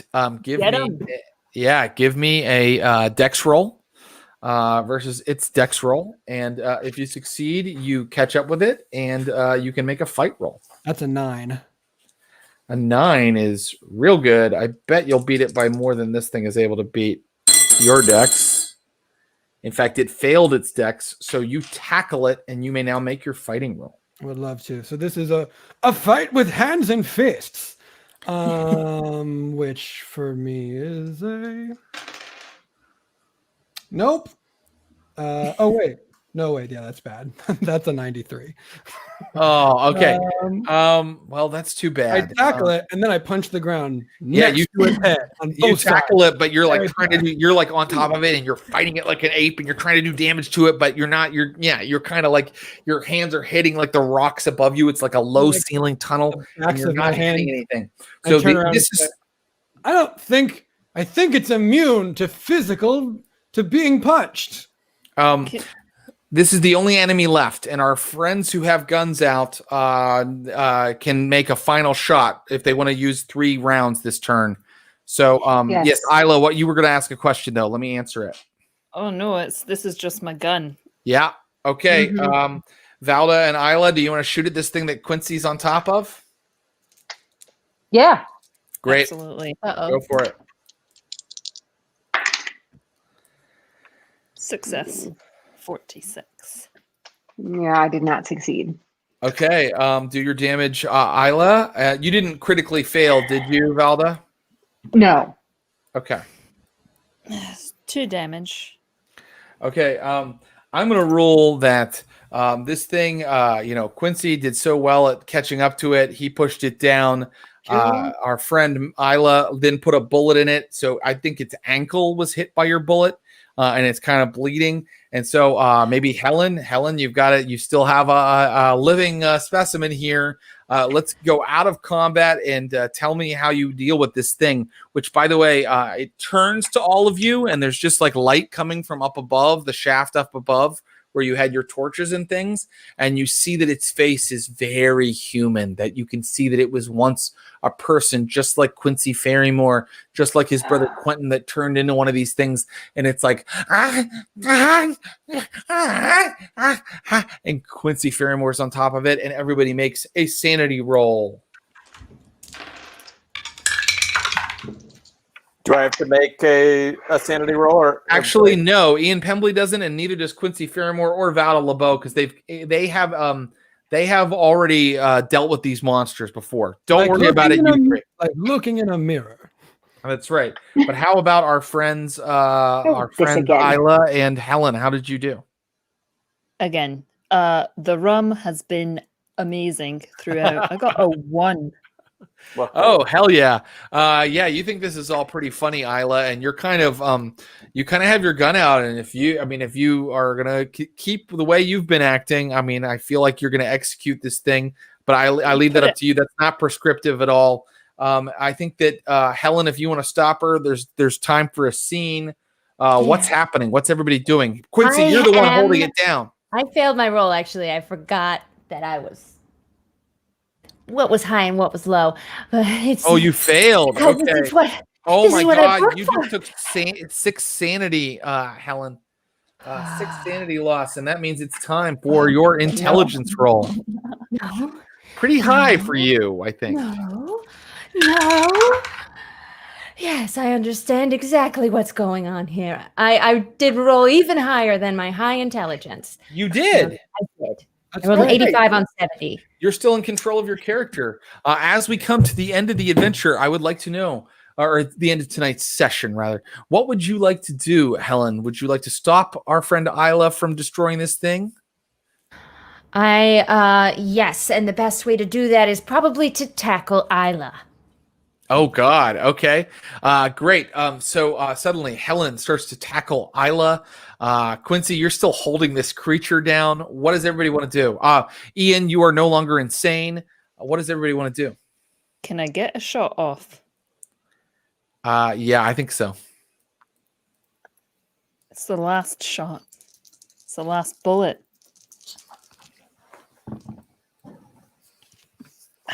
And it's a hard success. And who was it aimed at? Me. at the furriest looking creature in our vicinity. Helen Klein, you smash Isla against the wall. You try to pull her off. These poor beasts, these poor defenseless creatures. They've got nothing wrong. But Isla aims and she fires and she does her D10 of damage. Isla. They're suffering. It's kind. It's 4 damage. That's enough for me to rule that this thing starts to go unconscious. And so I'm going to end that scene there. So many rifts in the team here.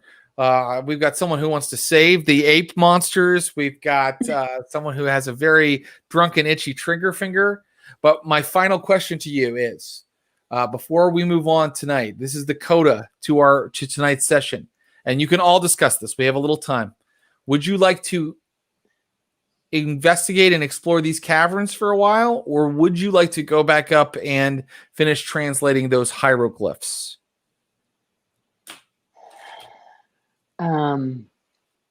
These caverns smell the same as the cavern pit that I was down in the beginning, right? That's right. Mm-hmm.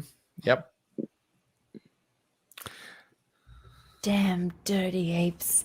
I think my instinct is to, as long as I know Quincy's safe and Isla's not gonna shoot at him, I think there's more knowledge upstairs that I've got to get back to. I owe everyone an apology. This is the fun-smelling place that I thought I was at before.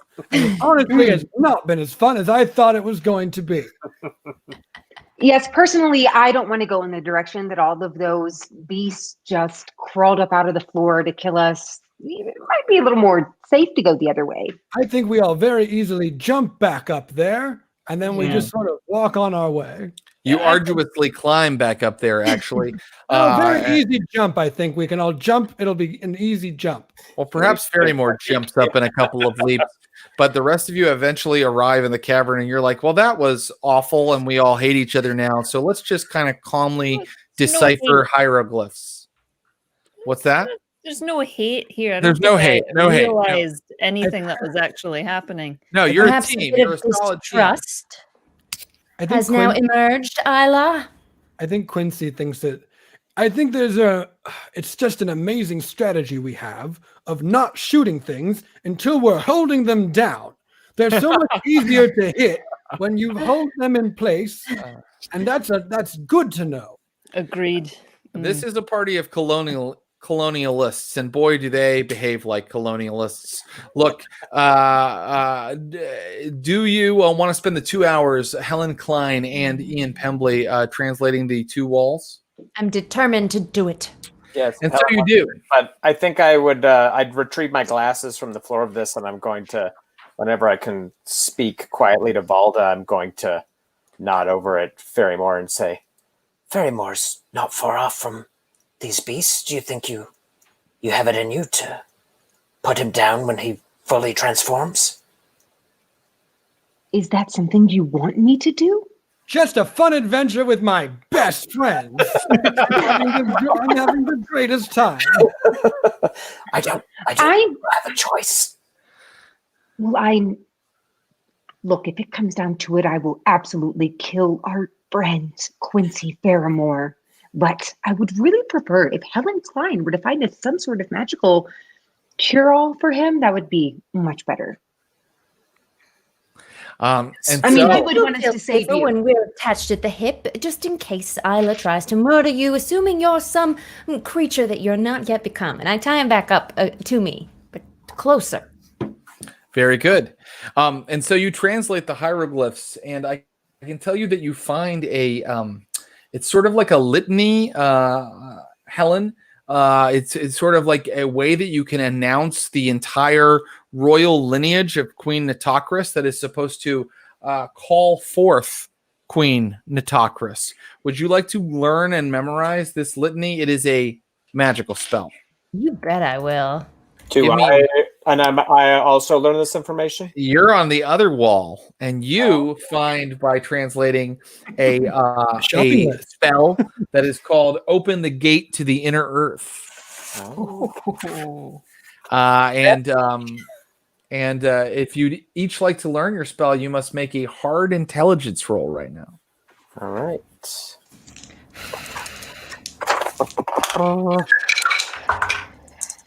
A 6. Ooh, nicely done.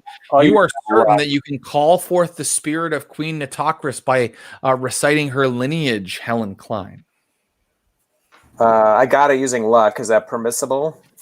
I will. Oh boy. Yeah, I think it's permissible. I'm going to allow it. I got a 47 over 40, so I used 7 luck to get it down to 40. Okay, I'm going to allow it. So you both have learned these spells. Now, casting them also means a hard power roll the first time you cast them. And you have a chamber off to the right, and this will be where we end the adventure, is in this chamber. Do you go to explore it? You can say no, and I can figure something else out. Why, of course we go to explore the We chamber. go to our favorite chamber that we were saving for last. Yes, this lovely chamber. You enter it, and this chamber has two significant items in it. First, it has a large gilt throne, the throne of an Egyptian queen or princess, on one end of the chamber. The other end of the chamber is once again covered in a hieroglyphic mural, but this one is exceptionally beautiful and details a landscape. There is a landscape as part of it. And let me describe that landscape unto you this way. Yes. It looks like a beautiful waterfall, gorgeous mountain peaks, off in the distance, an enormous ziggurat with strange creatures cavorting among waters, but it is all two-dimensional. It is a beautiful ancient painting covering one wall. And now for your final action of the night, please tell me what you do in this room. Is this the room that I saw in my vision of Helen and the It is strange figure? Yeah, I don't know. My action will be something to keep Helen in the doorway of this room and not from going in. Okay. Helen, hold. Perhaps wait here a moment with me before we go exploring that room. Yeah. Oh. It's maybe hard to communicate, but I've had a bit of a premonition involving you in this room, and it might just be safer for all if you might wait in this doorway. Premonition? Is it something you have often?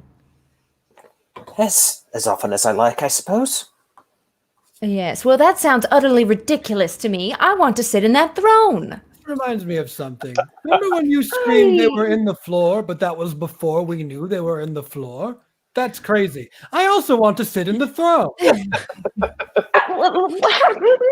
nobody sits in the throne. That sounds like it's going to lead to trouble. Well, we could Well, take that sounds like turns. you also want to sit in the throne, but you want us to not sit in the throne? If there's a throne, someone No. must sit in it. Okay, so Ian hold on, Pembly, everyone. I'm the archaeologist. your attempt to stop everybody from sitting in the throne has resulted in everybody but Valda making a dog pile toward the throne. And so for the final rolls of the night, I would like for Quincy, Helen, and Isla to all roll dexterity to see who gets there first. If you can, of course, change your action and go, I'm not actually sitting in the throne. But if you are going for it, give me a dex roll. I'm somewhat a lady. Would I give in? I don't know. Let's let the dice 100. decide. 100. So Isla, you kind of trip on your way in as these guys kind of bat, and Ian and Valda, maybe you were kind of horrified that suddenly three of your companions seem overcome by some sort of almost supernatural obsession to grasp at this gilt throne in front of them. And how did you do, Helen? An 80. Okay, monkey man. Quincy Ferrymore, how did you do? I got a 99. Two of us straight up failed at getting to the throne. Okay, so I think everybody sort of is fighting each other on their way to their throne. Ian Pembly and Valda, what would final actions for the night? And then I'm going to end tonight's session. Let's go to Valda first because Ian already tried something. Valda, what do you do when you see this happening? Valda is going to just back up against a wall, maybe stand close to Ian, somewhere not next to whatever catastrophe is about to happen. Okay, Valda arms herself. She's got herself armed. She's ready to go. She's bodyguarding Ian, and so Ian, you may have our last move of the night. What are you doing? Yeah, I would also back out of the room since the room we just came from, the floor dropped out of us, and stand in the doorway. I'll take the rifle off my shoulder, and I'm going to, with kind of a trembling hands, train the iron sights on Helen as she races for the throne. And in fact, it is Helen who reaches the throne first. Why? Because of GM fiat, and everybody failed. And so Helen touches the throne, and that is when she makes a hard power roll. Do I want to succeed or fail here? It was not a hard success. It's a success. Okay, well, that's interesting. Helen, the second you touch the throne, you notice a black, like shadowy female form, almost like a kind of a translucent shadow sitting on the throne. You kind of like reached it on your hands and knees, like, you know, everybody was wrestling to get to it, and you crawled up and you touched it, and then suddenly you see this like shadowy form with two bright, like almost impossible to look into white eyes looking down at you, and this form reaches toward your face, and Ian Pembly aims his rifle, and Valda LaBeau stands back ready for trouble, and the other two crawl toward it, and that is where we will end tonight's adventure. Come back next Saturday for part 2 of The Earth is a Box of Bees. I didn't kill anybody tonight, but I promise you it's going to be a massacre next week. And we'll probably have some sort of spirit possession. It's going to be a mess. I love these players. Thanks for going a little extra time with me tonight. It's been just fucking pleasure having you. Thank you so much. Happy birthday! You guys know it's my birthday. Look, these guys are great, and you should follow everything that they do and tell them how much you enjoyed tonight's performance. So please follow Clare Grant, Zach Reino, Becca Scott, Josephine McAdam, and Andrew Orvedahl on all of the social things, and tell them how much you enjoyed this. I'm going to say goodbye to my players right now. You guys, thank you so much for making my birthday special. Our pleasure. Thank you. Okay, and I'm going to hang out for a second and do our credits. If people have thoughts, they can send them through. I have time to maybe answer one question or answer one comment. Guys, thank you for the last 100 episodes, and hopefully the next 100 as well. If you have any questions about the channel or this game, please drop them in the chat right now. Things got heavy last week on Vampires of Pittsburgh lockdown. Words were said that cannot be taken back. It is, after all, a bloody supernatural soap opera. People were eaten who cannot be uneaten. Tomorrow at 2 p.m., watch Ashley Birch, Abubakar Salim, and our very own Ross Bryant battle it out again. They're going to learn that the only ship worth killing for is friendship. By the way, Clint writes all of these, and I butcher them, but that is a sweet little bit of wordplay. Oh, and then he wrote, "Sorry, Jared." I liked it. Our podcast is called Stream of Blood, and you can listen to old episodes of Vampires of Pittsburgh and the Neptune Society on it. Catch up on our past episodes, get up to speed on what's currently happening in the streams, and please remember to subscribe, rate, and review, because that helps us help people find the stream. Original music for the Neptune Society is by our viewer Warbird. You can hear more at soundcloud.com/Warbird. And original artwork is by Will Pottorff. I mentioned him earlier, Pottorff. He's on Instagram and willpottorff.com.